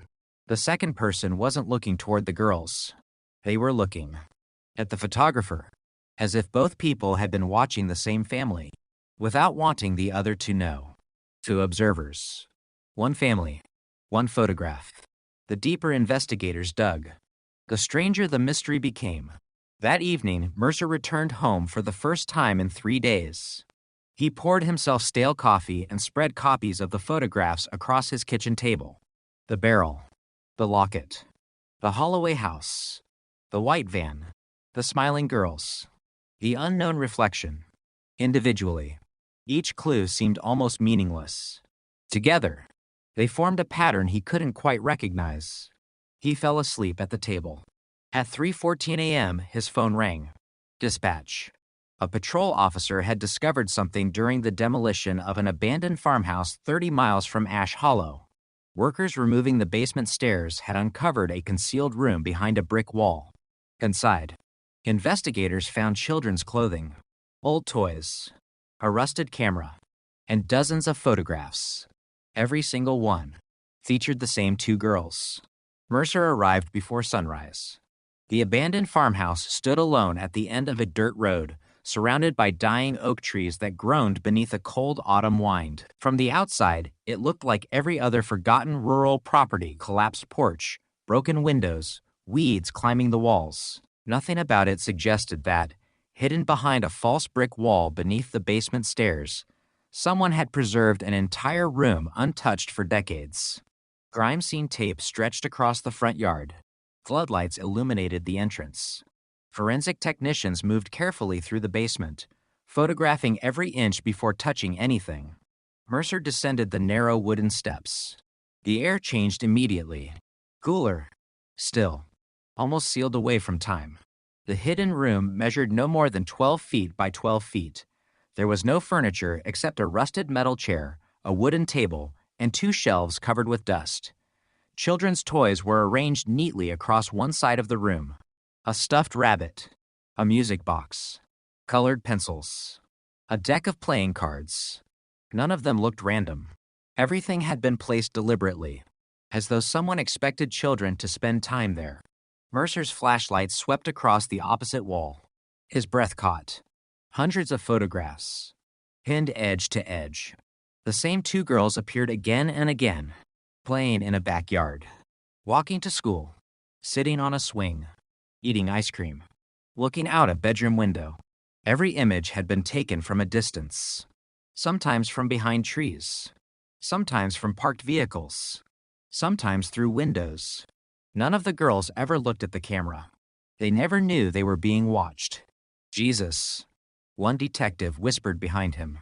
This wasn't a family album. No, it was surveillance. Years of it. The realization settled over the room like a weight. Whoever had taken these photographs hadn't stumbled across the girls by chance.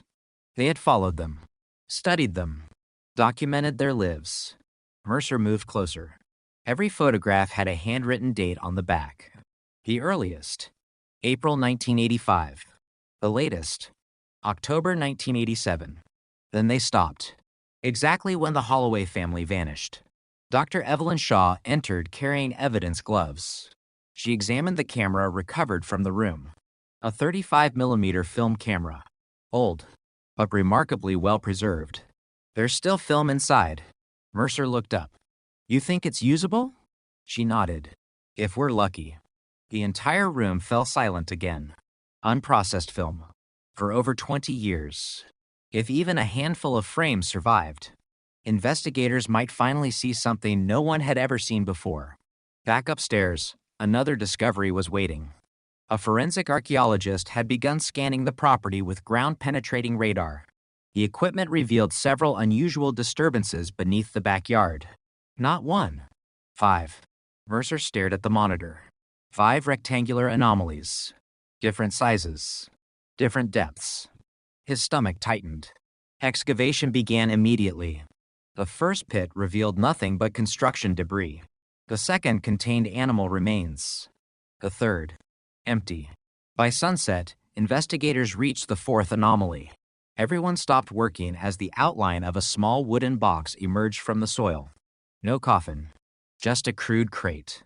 The lid had nearly collapsed from age. Forensic technicians lifted it carefully. Inside were dozens of cassette tapes, each individually labeled. Every detective exchanged confused looks. No human remains. No weapon. Just tapes. Evidence technicians rushed them to the laboratory. Mercer refused to wait. Within hours, audio specialists cleaned the first cassette enough for playback. The recording began with static, then breathing. Slow. Calm. After nearly 30 seconds, a man's voice. I've decided to keep a record. Mercer's pulse quickened. The voice continued. They're beautiful together. Another pause. The little one trusts everyone. The room became perfectly still. Nobody moved. Nobody even breathed loudly. The recording continued. I wonder which one will notice first. Static swallowed the rest. Mercer stopped the playback. No one spoke. The voice wasn't confessing. It wasn't threatening. It sounded patient, methodical, as though documenting an experiment. Technicians processed the remaining tapes. 43 in total. Some contained only silence. Others included weather reports playing in the background. Several captured hours of ambient sound. Birds. Footsteps. Doors opening. Children laughing somewhere far away. One recording changed everything. Tape number 28. The date written on its label. September 14th. Sill, 1987. The tape clicked. Static. Then, a little girl's voice. Are we going home now? Silence. A man's voice answered. Not yet. Another child spoke. Mom said not to leave. The same calm voice replied. Your mother sent me. Mercer's hands tightened into fists. The first girl whispered. That's not true. A long silence followed. Then, A car door slammed. The tape ended. Nobody in the room spoke for several minutes. 2 girls. 1 man. Alive. Weeks before they disappeared. For the first time, investigators weren't imagining what might have happened. They were listening to it. The recordings became the center of the investigation. Audio experts enhanced every second. Background noises. Passing vehicles. Bird calls. Airplanes. Church bells. Each sound became evidence. One ornithologist identified a rare species of hawk audible on tape 28. The bird nested in only 3 counties during the late 1980s. The search area narrowed dramatically. Then transportation analysts recognized another sound, a railroad crossing bell. Its tone matched only one manufacturer used within a 50-mile radius. Another piece of the puzzle. Mercer spread maps across the conference table. The railroad, the hawk nesting area, Ash Hollow, the abandoned farmhouse, County Road 18. Lines connected them one by one. At their center, lay a place investigators had never searched. Blackwater Quarry, closed in 1991, flooded shortly afterward. Remote, hidden, forgotten. Search teams deployed within hours. The quarry was eerie. Towering rock walls surrounded dark water that reflected almost no sunlight. Old conveyor belts rusted where they had stopped decades earlier. Collapsed machinery sat half-submerged beneath vines. Divers entered the water before noon. Visibility was almost zero. They searched by touch. At 2:46 p.m., one diver surfaced, waving frantically. He had found a vehicle. 40 feet below, a crane slowly lifted the wreck from the quarry floor. The sedan had been underwater for decades. Its windows shattered, license plates missing. Inside, no bodies, only mud. But in the trunk, investigators recovered a child's pink raincoat, folded neatly, as though someone had placed it there intentionally. The pockets contained 2 objects, a marble and a Polaroid photograph. Mercer carefully examined the picture. It showed the 2 girls again, standing beside a woman. Her face had been scratched away with something sharp, every inch of it. Only the girls remained untouched. Whoever had done it hadn't damaged the photograph accidentally. They wanted her erased. Dr. Shaw stared at the image. The mother. Mercer nodded slowly. Or someone pretending to be. Later that evening, forensic technicians recovered partial fingerprints from the Polaroid's glossy border. Not enough for identification. Enough for comparison. The prints matched. The hidden room. The camera. The cassette tapes. One person had handled them all. The same unknown individual. For 19 years. Investigators believed they were chasing fragments. Now they understood something terrifying. Someone had created an archive. Photographs. Audio recordings. Personal belongings. Hidden rooms. Everything preserved with extraordinary care. Not trophies. Documentation. As though the killer wanted someone, someday, to understand exactly what had happened. That night, Mercer returned alone to the hidden basement room. Crime scene lights had been switched off. Only his flashlight illuminated the walls. He studied every photograph again, one by one. Hundreds of moments frozen forever. Then something caught his eye. Near the bottom corner of one photograph, barely visible beneath dust. Someone had written 3 words in black ink. Not a date, not a location, a sentence. Mercer leaned closer. His heartbeat accelerated. The handwriting read, "She remembers everything." He stared at the words. Not. They remember. Not. I remember. She remembers everything. Only one. Which meant one of the girls had survived. The sentence refused to leave Mercer's mind.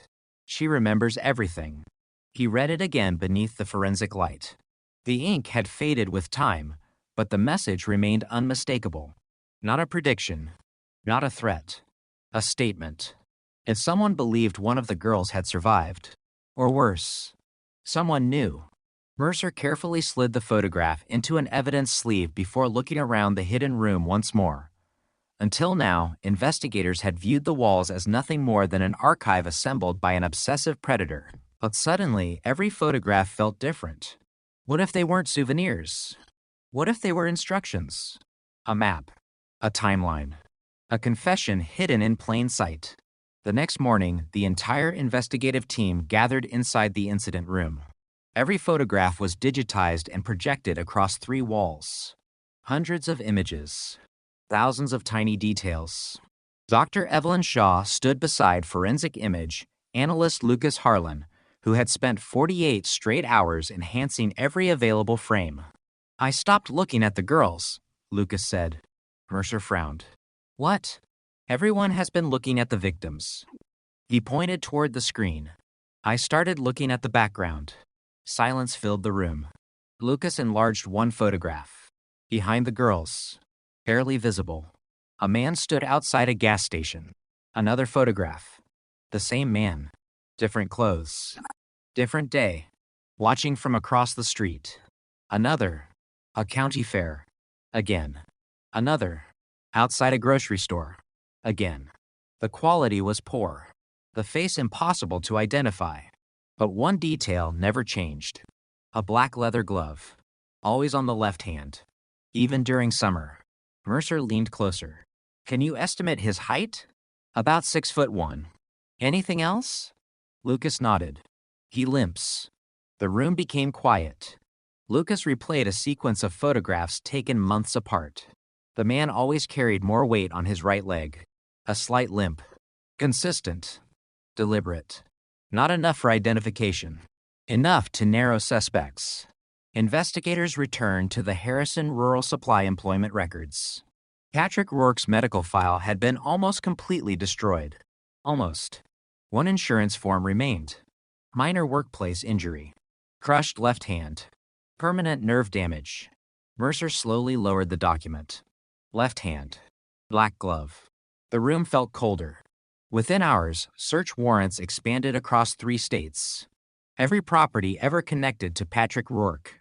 Storage lockers. Vehicle registrations. Employment records. Nothing. It was as though he had dissolved into thin air after 1989, until financial crimes uncovered one forgotten insurance policy, purchased under his stolen identity. Beneficiary. Unknown. The paperwork listed only initials. M. Mercer stared. No surname. No address.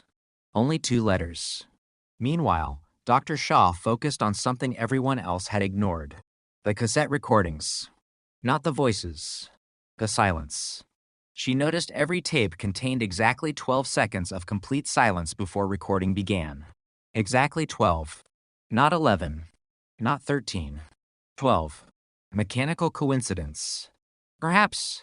But Shaw didn't believe in coincidences anymore.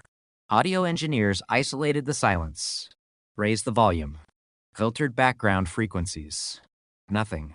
Then one technician slowed the recording by 400%. A faint clicking sound emerged. Rhythmic. Evenly spaced. Not static. Not tape damage. Clicks. Like something mechanical. The technician frowned. I've heard this before. Where? He disappeared into the archive room.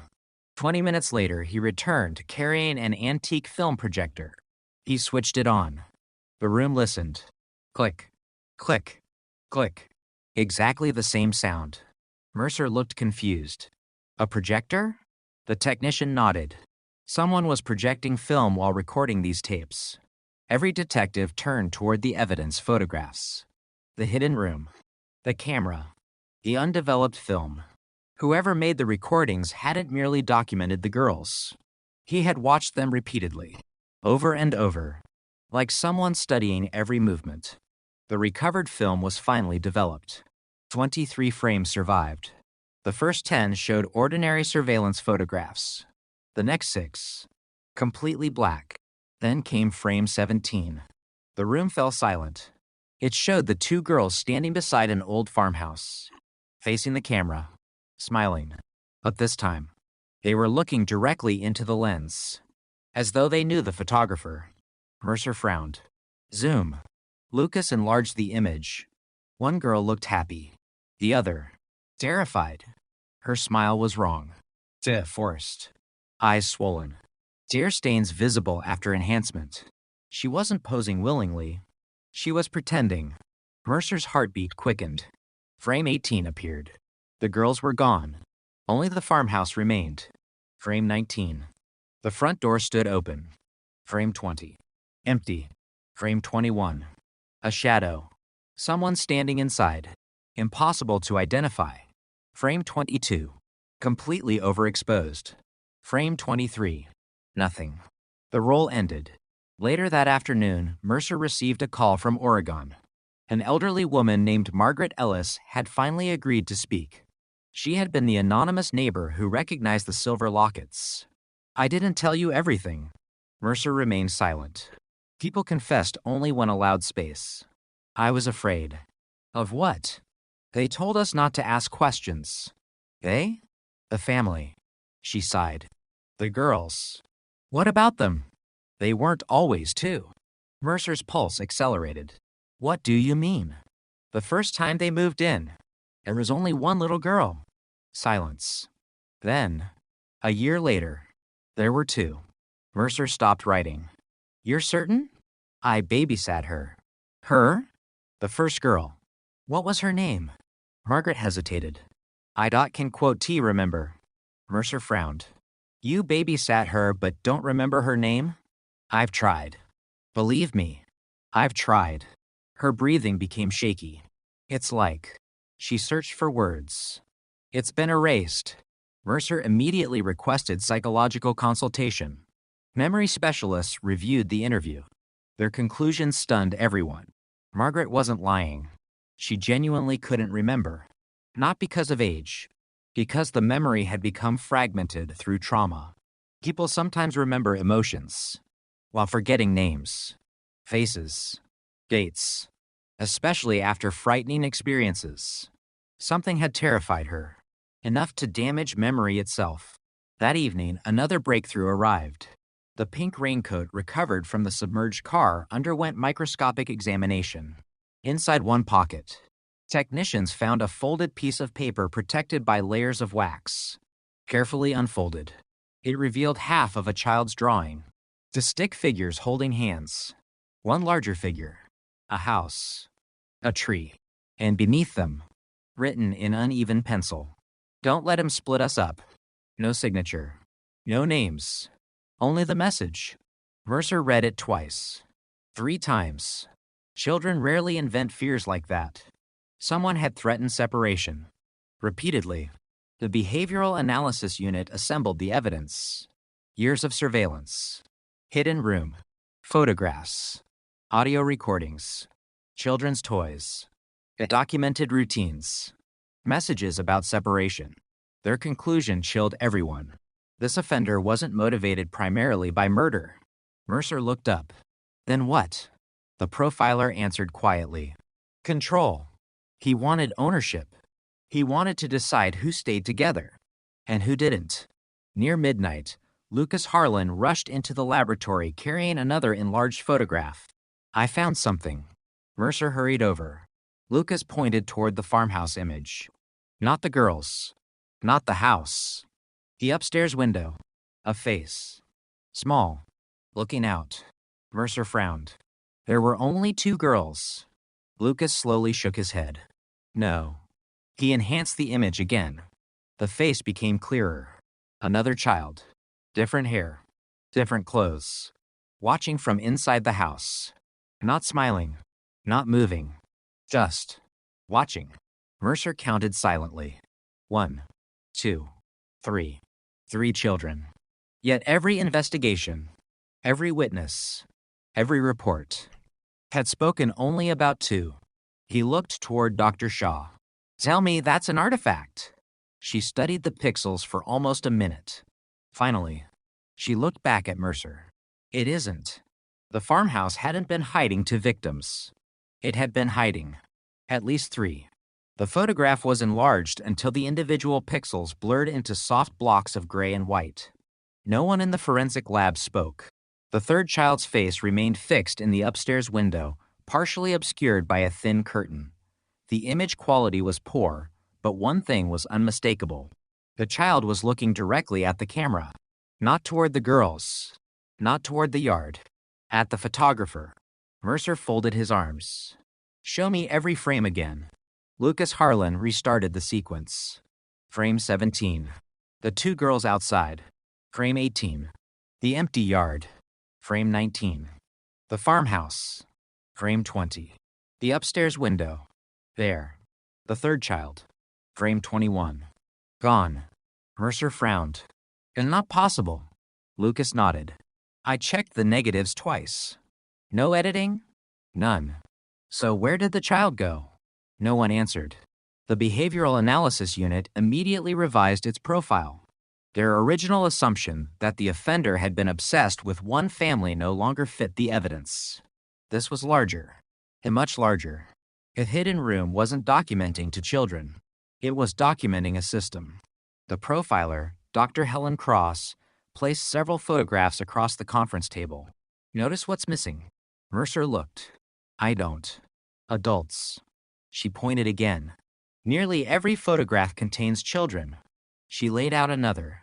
And when adults do appear, they were always partially obscured. Heads cut off. Faces scratched away. Standing outside the frame. Someone had intentionally excluded grown-ups. Almost as though only the children mattered. The old farmhouse became the center of the investigation. Every inch was scanned using laser mapping technology. Walls, floors, ceilings. Nothing escaped examination. On the third day, one of the structural engineers noticed something unusual. The upstairs hallway measured 12 feet. The downstairs hallway measured nearly 16. Mercer looked up immediately. Hidden space. Workers carefully removed aging plaster between two bedrooms. Behind it, they discovered a narrow passage, barely 3 feet wide, running the entire length of the house. Inside, dust covered everything, but the footprints remained. Tiny. Children's footprints. Some barefoot, some wearing socks. Mixed together. The trail ended at a small wooden door hidden inside the attic. Mercer opened it slowly. The smell hit first. Old paper. Mold. Dry wood. His flashlight revealed shelves lined with dozens of identical notebooks. Every one carefully numbered. Notebook 1. Notebook 2. Notebook 3. Up to Notebook 51. Each written by hand. Each beginning with the same sentence. Observation log. Mercer opened the first. Page after page described children's routines. Wake-up times. Favorite foods. Games. Fears. Sleeping habits. Not diary entries. Clinical observations. Emotionless. Precise. Like someone studying laboratory animals. One sentence chilled everyone. Subject A continues protecting Subject B despite repeated separation attempts. Another. Subject C rarely speaks but observes everything. Subject C. The child in the upstairs window. A forensic linguist analyzed the notebooks. The handwriting remained consistent across years. One author. Educated. Methodical. Highly organized. No emotional language. Only data. One page contained measurements. Height. Weight. Reaction time. Stress responses. Mercer stared in disbelief. What kind of person writes this? Dr. Cross answered quietly. Someone who doesn't see children as people. Meanwhile, Dr. Shaw continued examining biological evidence from the farmhouse. Dust samples. Hair. Fibers. She expected contamination after decades. Instead, she found something impossible. DNA from 4 unrelated children. Not 3. 4. Mercer closed the report. Are you certain? I ran it twice. So there wasn't just another child. No. There were at least 4. The hidden passage suddenly became something far more sinister. Not a hiding place. A holding area. Investigators searched missing child databases stretching back 40 years. Thousands of cases. Thousands of photographs. One by one, facial recognition software compared historical images against the recovered photographs. Nothing. Then, one possible match appeared. Confidence level. 38%. Far too low for identification. Still, Mercer requested the file. The child had disappeared in 1982. Age 8. Name: Emily Rowan. The circumstances were strange. She vanished while walking home from school. No witnesses. No ransom. No body. The case had gone cold within months. Mercer studied Emily's school photograph. The resemblance to the child in the upstairs window wasn't perfect, but it was enough. He contacted the surviving family. Emily's older brother agreed to provide DNA. Everyone waited. 5 days later, the laboratory reported back. No match. Another disappointment. Another family reopening old wounds for nothing. Mercer personally called to apologize. Emily's brother surprised him. Don't. What? Don't apologize. You were trying to find someone. He paused. If that little girl gets her name back, it'll be worth it. Mercer sat quietly after the call ended. Cold cases didn't belong only to investigators. They belonged to everyone still waiting. That same afternoon, Lucas made another discovery inside the photographs. Every image had tiny scratches, random at first glance, until he aligned them chronologically. Together, they formed a pattern. Tiny marks. Grouped. Repeated. Mercer frowned. Morse code. Lucas smiled slightly. I thought so too. It isn't. What is it? A substitution cipher. The scratches represented letters. Someone had hidden a message across dozens of photographs. The decoding process took nearly 12 hours. By midnight, the first sentence emerged. He lied about the fire. Nothing else. Just that. Mercer searched every file. No fires connected to Patrick Rourke. No fires near Ash Hollow. Nothing. Until an intern searched newspaper archives from neighboring counties. There it was. A farmhouse fire. A summer of 1983. Official cause. Electrical fault. 3 children reportedly escaped. 1 adult died. The owner's name: Elias Morgan. Mercer read the article twice. The accompanying photograph showed firefighters standing beside smoking ruins. In the background, barely visible, a white delivery van. Black rear doors. Years before, Patrick Rourke supposedly joined Harrison Rural Supply. Mercer ordered a full investigation into Elias Morgan. Birth records. Employment. Military history. Medical licenses. Nothing made sense. Every document before 1978 existed. Every document afterward appeared manufactured. Different signatures. Conflicting addresses. Duplicate Social Security records. The man had rewritten his identity long before investigators ever knew his name. Meanwhile, forensic accountants uncovered another strange pattern. Morgan had purchased abandoned properties across 3 states. Always cash. Always rural. Always within driving distance of schools. 7 properties. Investigators mapped them. The locations formed almost a straight line running north to south. At the center, the abandoned farmhouse. Search teams spread out immediately. The first property contained nothing. The second, nothing. The third, an old storm shelter beneath a collapsed barn. Inside, empty shelves, children's blankets, faded chalk drawings covering the walls. Stars, flowers, names. One name had been scratched away violently. Another remained, only for letters. Lena. Mercer photographed it carefully. For the first time, one of the children might have had a name. Dr. Shaw tested the chalk, mixed into the dust. She found fresh skin cells, not decades old. Recent, very recent. In less than 3 months. Mercer looked up sharply. Someone's been here. Nobody spoke. If the estimate was correct, someone connected to the mystery had entered the shelter. Only weeks earlier. After 19 years, the investigation wasn't disturbing old secrets anymore. It was disturbing someone still alive. That night, patrol deputies increased surveillance around every known evidence site. Mercer refused to say why publicly. He didn't want headlines. He wanted whoever was watching to believe investigators knew less than they actually did. At 2:11 a.m., an alarm sounded at the sheriff's evidence warehouse. Officers responded within 4 minutes. The rear security door had been forced open. Inside, Nothing appeared stolen. Nothing damaged. Until the evidence technician opened shelf C. The silver locket was gone. In its place lay a folded sheet of yellow paper. Mercer unfolded it carefully. Typed across the center, in perfect black letters, were 6 words. You were never looking for her. No fingerprints. No DNA. No security footage. The intruder had entered, walked directly to the correct shelf, taken only the locket, and disappeared. Which meant one terrifying thing. Someone had been watching the investigation. From the very beginning, the evidence room felt unnaturally quiet. And no alarms. No flashing lights. No shattered glass. Just an empty evidence tray where the silver locket had rested for nearly 2 decades. Mercer stood motionless, staring at the vacant space. The thief had ignored everything else. Boxes containing photographs. Original camera. Cassette tapes. Fibers. Biological samples. Nothing had been touched.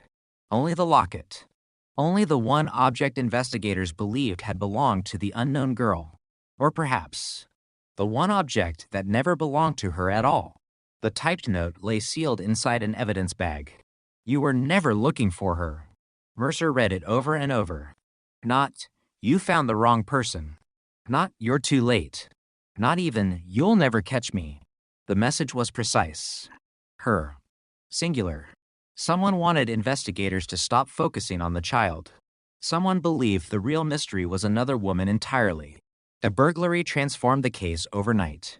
For the first time in 19 years, detectives knew one thing with absolute certainty. Someone connected to the crimes was still alive. Someone was watching. And someone had enough knowledge of police procedures to enter a secured evidence warehouse without leaving a single identifiable trace. And that narrowed the possibilities considerably. The intruder wasn't impulsive. He or she understood alarms, patrol response times, camera blind spots, and evidence storage. This wasn't luck. It was preparation. The sheriff authorized a confidential task force. Only 8 people would have unrestricted access to the investigation moving forward. Every document was watermarked. Every digital file secretly tagged. If information leaked again, Mercer intended to know exactly where it came from. Trust had become evidence. Meanwhile, Dr. Evelyn Shaw couldn't stop thinking about the missing locket. Not because it had been stolen. Because of when it had been stolen. The burglary occurred less than 24 hours after the laboratory announced that the DNA inside the clasp belonged to an adult woman. That information had never been released publicly. Only 8 investigators knew. Which meant one of 2 things. Either someone inside the task force was leaking information, or someone was listening. The building underwent a complete electronic sweep. Conference rooms. Interview rooms. Mercer's office. Nothing. Until technicians dismantled an old analog wall clock hanging inside the archive room. Hidden behind the clock face, they found a transmitter. Small. Battery-powered. Old enough to escape modern security scans because it transmitted only a few seconds every hour. It had been installed years earlier. No fingerprints. No serial numbers. Mercer looked around the room. Every strategy meeting. Every discussion. Every theory. Someone had heard them all. The transmitter changed everything. The investigation was no longer chasing a cold case. It had become an active contest between investigators. And whoever remained on the other side. Forensic electronics specialists analyzed the device. Its battery had finally died 6 months earlier. Yet someone had still known about the DNA findings. How? Mercer reviewed the laboratory chain of custody. Every person. Every signature. Every transport log. Nothing. Then Shaw noticed something almost laughably simple. The laboratory windows. At night. Computer monitors were visible from the parking lot. Mercer immediately visited after sunset.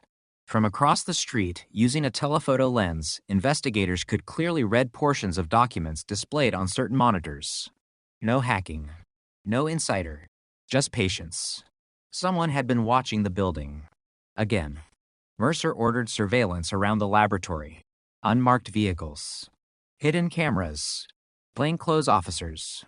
They waited. 1 night. 2. 5. Nothing. On the 7th evening, a dark sedan parked across the street. The driver never stepped out, never used headlights, never moved.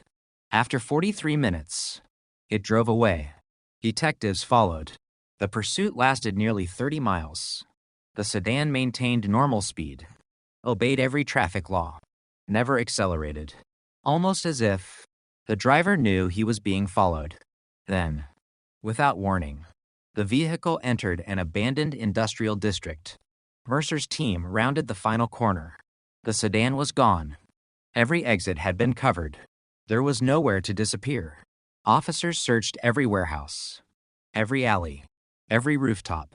Nothing. Only one thing remained: a disposable camera, placed carefully in the middle of the empty street, waiting. The film was developed immediately. 24 photographs. Everyone taken recently. Everyone showing members of the investigative task force. Mercer entering headquarters. Dr. Shaw leaving the laboratory. Lucas buying coffee. Deputies changing shifts. Someone hadn't merely been watching the investigation. The investigation had become the target of surveillance. On the final photograph, Mercer himself looked directly toward the hidden camera. On the back, 3 handwritten words. Now you understand. The psychological impact spread quickly. Experienced detectives began checking rearview mirrors more often. Officers varied their daily routines. Several requested home patrols for their families. Nobody admitted being frightened. Everyone was. Dr. Helen Cross assembled the behavioral profile once again. This offender doesn't simply collect information. She pointed toward the photographs. He creates imbalance. Mercer folded his arms. Explain. He wants investigators to feel what the victims felt. Observed. Uncertain. Never knowing who's watching. She paused. It's psychological domination. Mercer nodded slowly. He's recreating his crimes.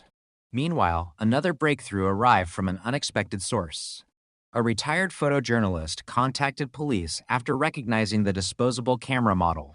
Most people considered it ordinary. He didn't. It was sold only through one regional pharmacy chain during the late 1990s. Sales records no longer existed, but distribution maps did.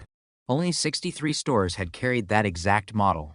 Investigators cross-referenced every location with Elias Morgan's known properties. One overlap emerged. A small town called Briar Glen. Population: 412. Mercer drove there the following morning. The town looked frozen in another era. One main street, one church, one diner, one gas station. Everyone seemed to know everyone. Until Mercer showed them Elias Morgan's photograph. Smiles disappeared. Nobody answered immediately. Finally, the elderly owner of the diner spoke. We knew him by another name. Mercer's pulse quickened. What name? She hesitated. Mr. Shepard. Was that his real name? I don't think anyone ever asked. According to townspeople, Mr. Shepard rented a farmhouse outside Briar Glen for almost 6 years. He lived alone, never married, always polite, always paid cash. Children liked him. Parents trusted him. He repaired bicycles, donated books to the library, volunteered during county fairs. The perfect neighbor. Mercer had seen that pattern before. Predators often invested heavily in appearing harmless. Trust was camouflage. The rented farmhouse had burned down years earlier. Accidental fire. Officially. Mercer almost laughed. Another fire. He requested the original investigation. The file arrived by courier before sunset. Cause of ignition: undetermined. No follow-up. Minimal forensic examination. The property had been demolished within weeks. Mercer closed the folder. Another fire. Another missing opportunity. Ground-penetrating radar surveyed the former farmhouse site. Most of the foundation had collapsed. Nothing unusual. Until technicians scanned the old well behind the property. A shaft had been filled with concrete decades earlier. Deliberately. Excavation began. It took 3 days. At the bottom, investigators discovered a steel container. Watertight. Locked. Inside, were dozens of neatly organized index cards. Children's names, dates, descriptions, hair color, eye color, favorite foods, behavioral notes. Some cards ended with one word, released. Others, transferred. A few, failed. And Mercer's hands trembled slightly. This wasn't a killer's trophy collection. It resembled institutional records, as though someone believed they were running a program. Then Lucas noticed one final detail. Every index card contained a number in the upper right corner. Most ranged between 12 FD and 67. And one card shocked everyone. The number 001. The first subject. The name written beneath it had been burned away. Only one sentence remained readable. She survived. Mercer slowly looked around the room. The note stolen from the evidence locker echoed inside his mind. You were never looking for her. The burned card. She survived. The missing locket. The erased woman in the Polaroid. The adult DNA. Every clue pointed toward the same conclusion. For 19 years. Investigators had believed they were searching for a murdered child. They were wrong. Somewhere, the first victim was still alive. And if she was alive, she might also be the only person who knew the entire truth. Mercer didn't sleep that night. The words on the burned index card refused to leave him. She survived. For 19 years, every assumption had revolved around identifying the dead. Now the investigation had shifted toward finding the living. If the card was genuine, then someone, possibly the very first victim, had escaped whatever system had been built around those children. And if she had escaped, why had she never come forward? Fear? Trauma? Or because someone had spent decades making sure she remained silent?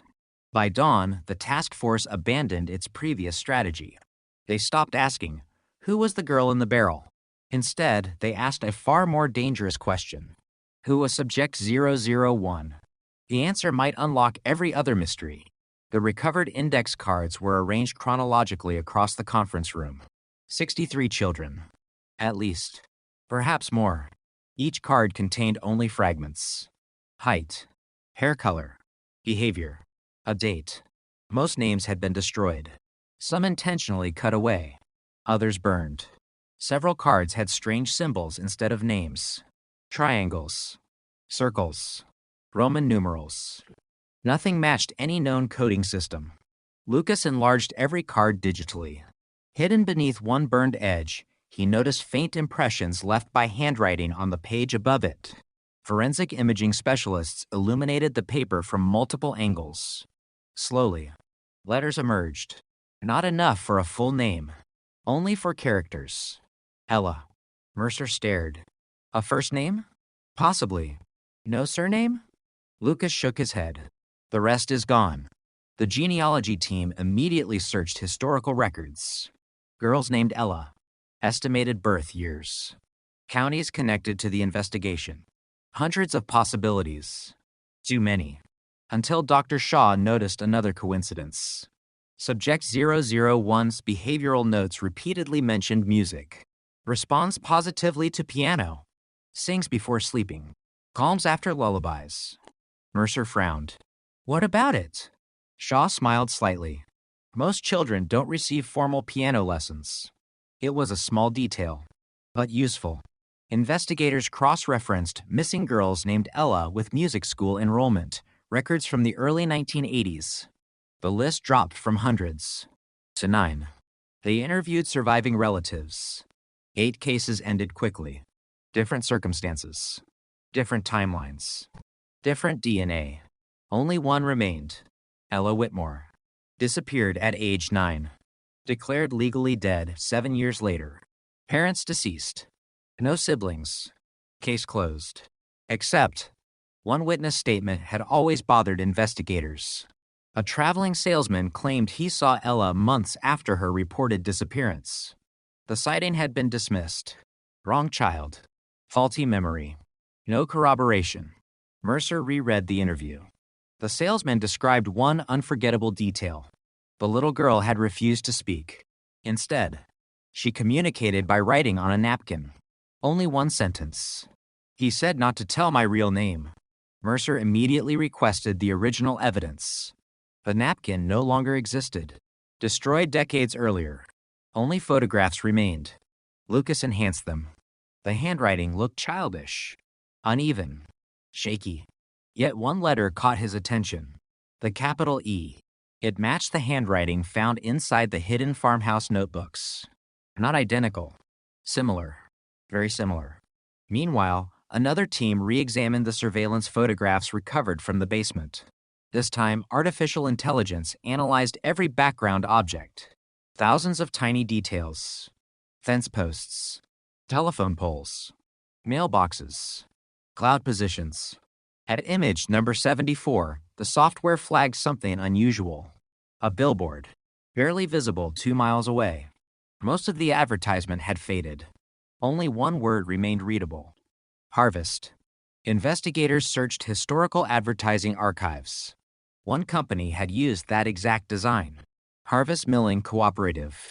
Its billboard stood beside Highway 61. Only one location. Only 1 year. The search area narrowed again. Mercer visited the abandoned cooperative. The mill had closed 15 years earlier. Broken windows. Rusted machinery. Silence. While searching the administrative office, a deputy discovered a hidden filing cabinet beneath collapsed shelves. Inside were payroll records. Nothing unusual. Until one employee file appeared. Temporary maintenance worker. Name. Elias Shepard. Not Morgan. Not Rourke. Shepard. The alias used in Briar Glen. Mercer compared the employment photograph. Older. Heavier. But unmistakably the same man. Finally, they had proof that all the identities belonged to one individual. The FBI joined the investigation officially. Behavioral analysts built a comprehensive profile. Elias Morgan. Patrick Rourke. Mr. Shepard. However many names he had used. One pattern never changed. He always sought employment granting access to transportation. Schools. Rural communities. Families. Children. He moved constantly. Never stayed longer than 6 years. Always leaving after a fire. Always disappearing before authorities questioned him. The profile suggested something even darker. The offender likely believed he was protecting the children, not harming them. Mercer hated those cases most. Delusional offenders often committed unimaginable crimes while convincing themselves they were rescuing victims. Late that evening, Lucas burst into Mercer's office carrying an evidence envelope. I found the missing photograph. Mercer looked up. What missing photograph? The locket. Mercer stood immediately. The one that was empty? Lucas nodded. When we first photographed the clasp, I noticed adhesive residue. So? I enhanced it. And? There was a picture inside once. Mercer's pulse quickened.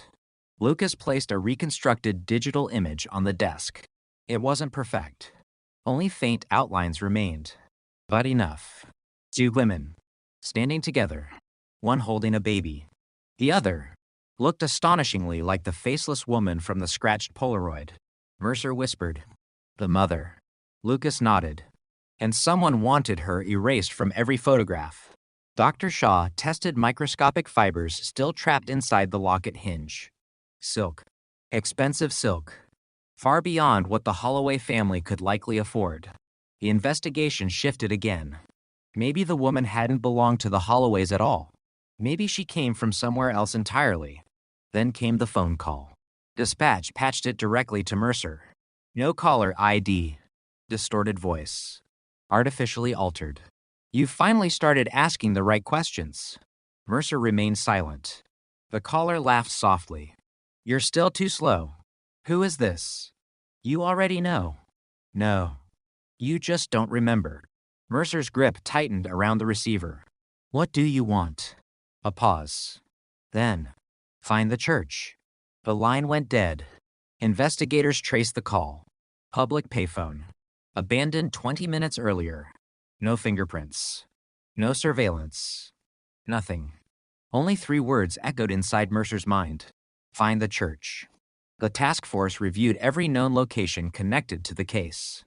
Church Christmas photograph. Church newsletters. Church records destroyed in a flood. It all circled back to one place. St. Agnes Chapel. Closed in 1992. Demolished 5 years later. Only the cemetery remained. Mercer arrived before sunrise. Fog drifted between weathered headstones. Most graves belonged to families long forgotten. The church building itself no longer existed. Only its stone foundation remained beneath overgrown weeds. Ground-penetrating radar began scanning immediately. Hours passed. Nothing. Then, a technician called Mercer over. Beneath the old sanctuary, there was another room. Not a basement. A vault. Completely sealed. Construction records showed no such space. Excavation began carefully. The stone hatch took 6 men to lift.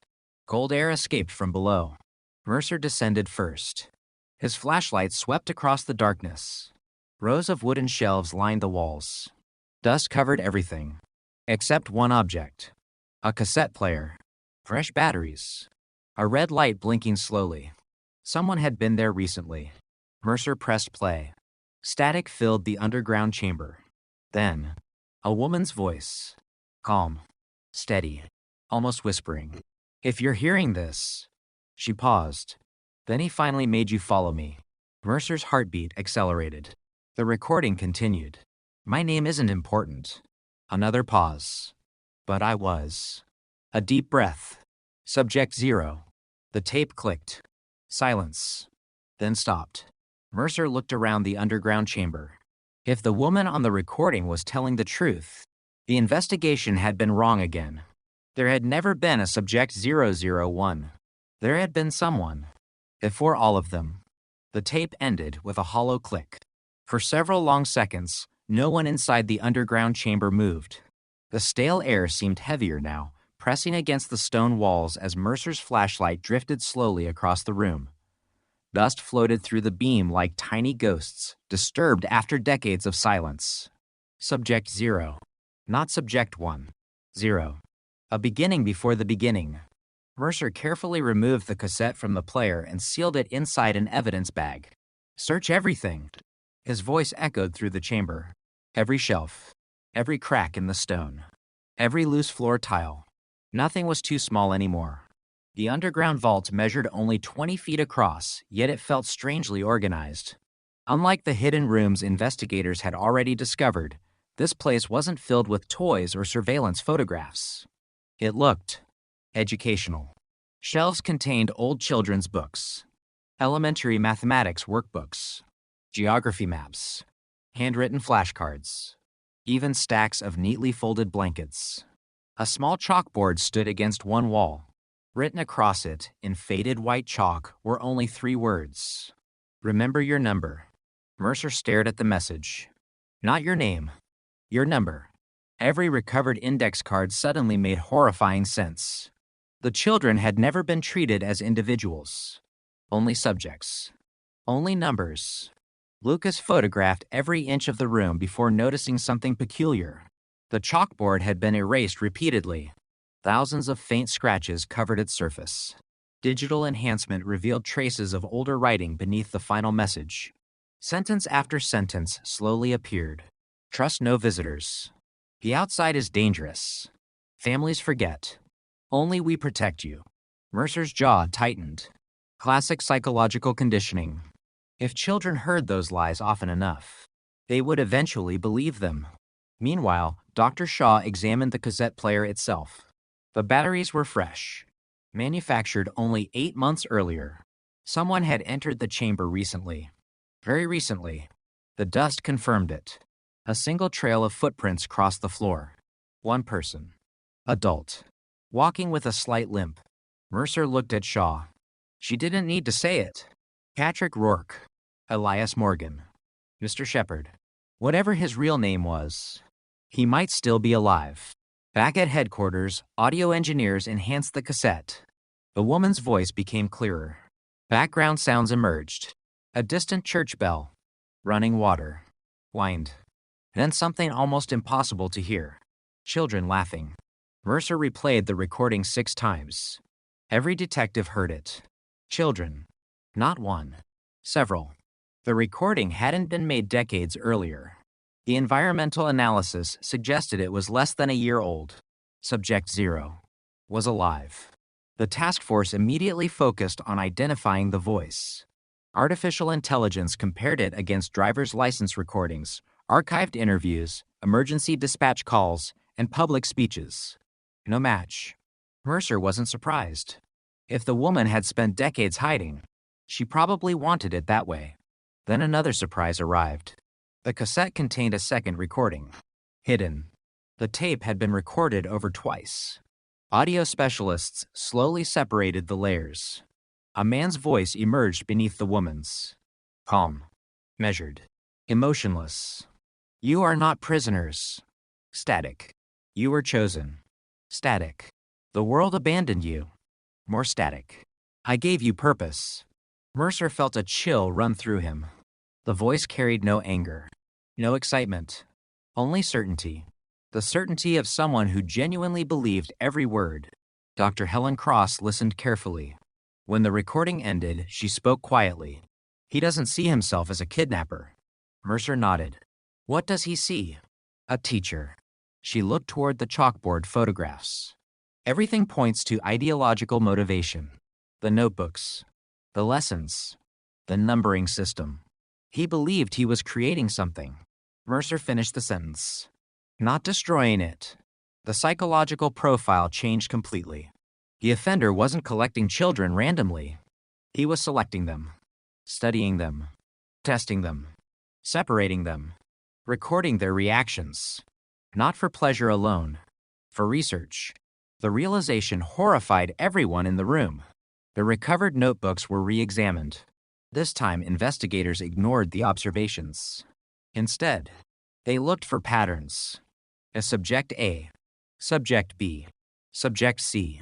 Different children, different years, yet identical tests. Who shares food first? Who lies to protect another?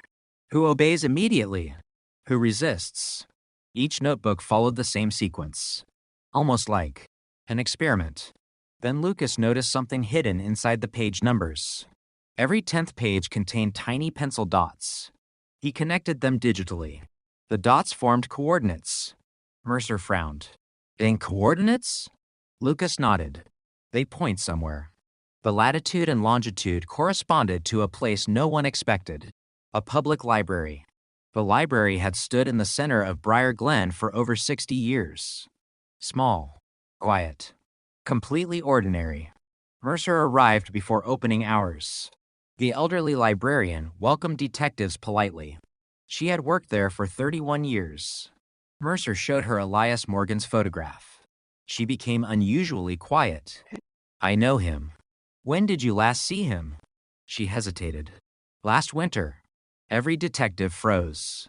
You're certain? She nodded slowly. He borrowed books. What name did he use? I don't remember. She looked embarrassed. He always paid in cash. What books? She disappeared into the archive room. Moments later, she returned carrying old circulation records.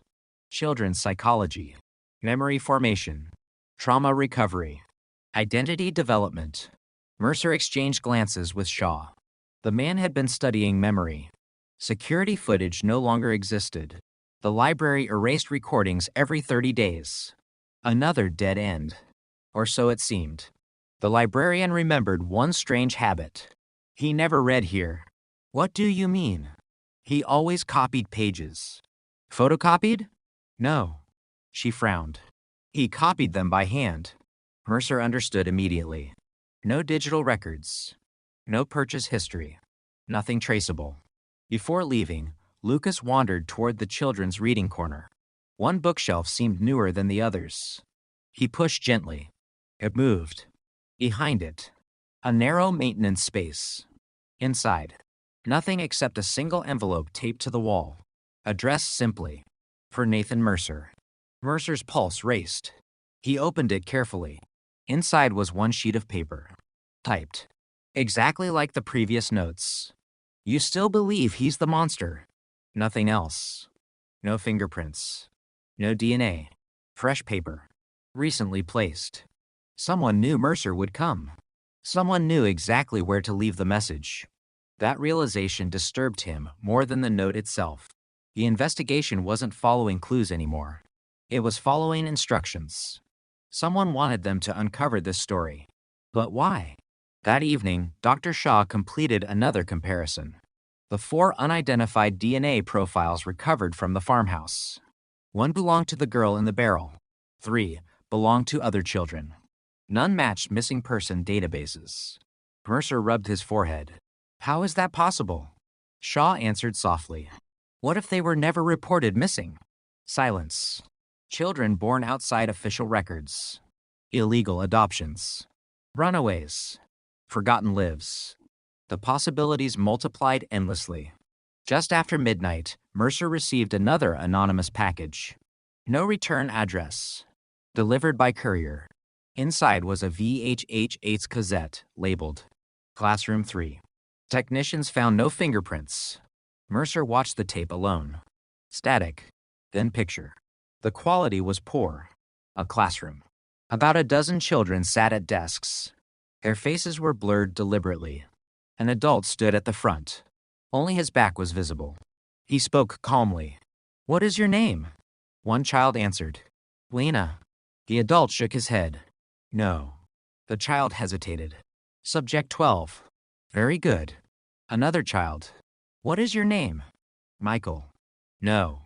Subject 21. The lesson continued.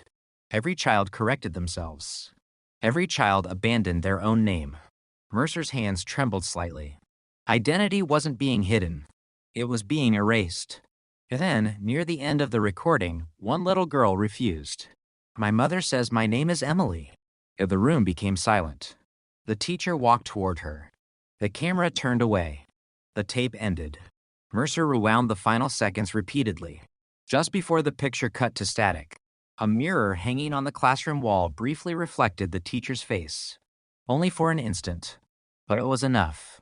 Mercer recognized him immediately. Not Patrick Rourke.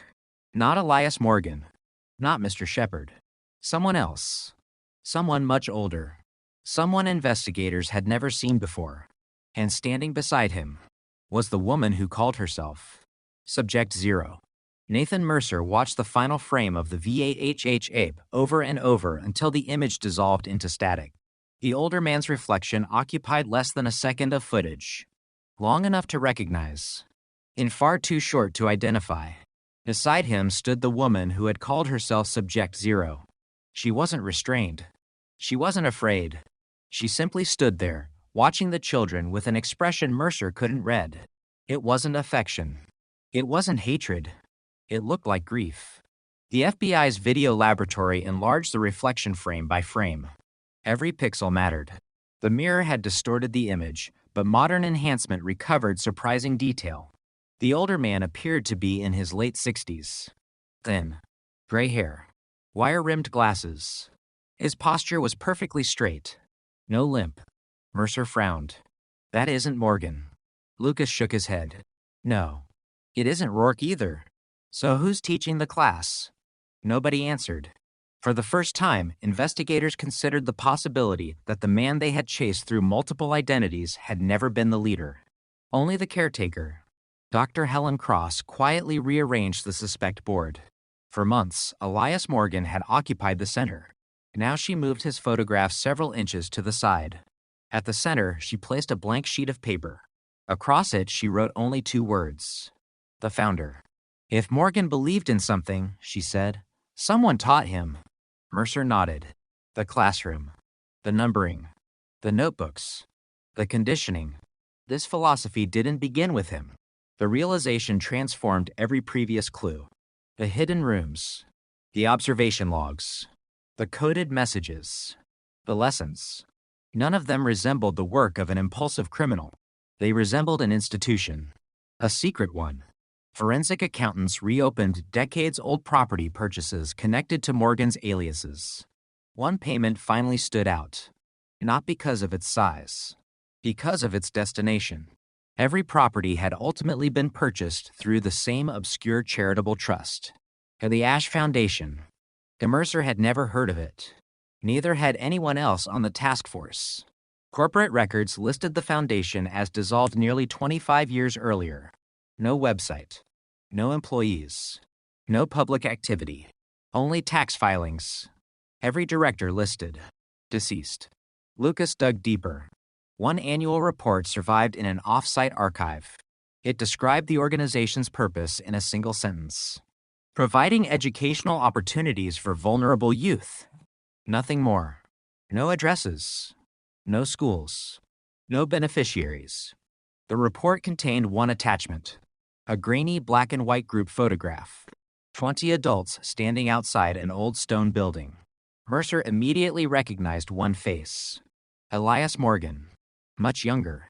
Standing in the back row. Not leading. Watching. The building itself became the next mystery. Only part of its entrance appeared in the photograph. A weathered stone arch. A broken clock tower. A carved symbol above the doorway. Lucas enhanced the image repeatedly. The carving resembled an ash tree enclosed within a circle. The same symbol appeared faintly on several recovered notebooks. It wasn't decoration. It was a logo. 3 days later, an architectural historian made an unexpected call. I think I've seen that building. Mercer drove immediately. The historian spread dozens of photographs across his office. Most were abandoned schools, old monasteries, closed orphanages. And finally, he stopped at one image. Mercer's pulse quickened. The stone arch matched perfectly. The clock tower, the carved symbol, everything.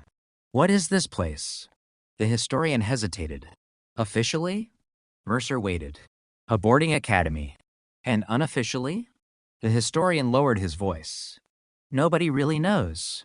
The academy had closed suddenly in 1978 after a fire destroyed one wing. Most records were lost. The remaining students transferred elsewhere. The property sat abandoned ever since. Or so everyone believed. Mercer assembled a search warrant within hours. Rain fell steadily as the convoy approached the academy. The building emerged from dense forest like a forgotten fortress. Broken stained glass windows reflected flashes of lightning. The clock tower had stopped at exactly to 17. No birds nested there. No animal sounds disturbed the silence. Even the wind seemed reluctant to cross the grounds. The front doors hung partially open. Inside, dust covered the marble floors. Classrooms lined both sides of a long hallway. Desks remained exactly where they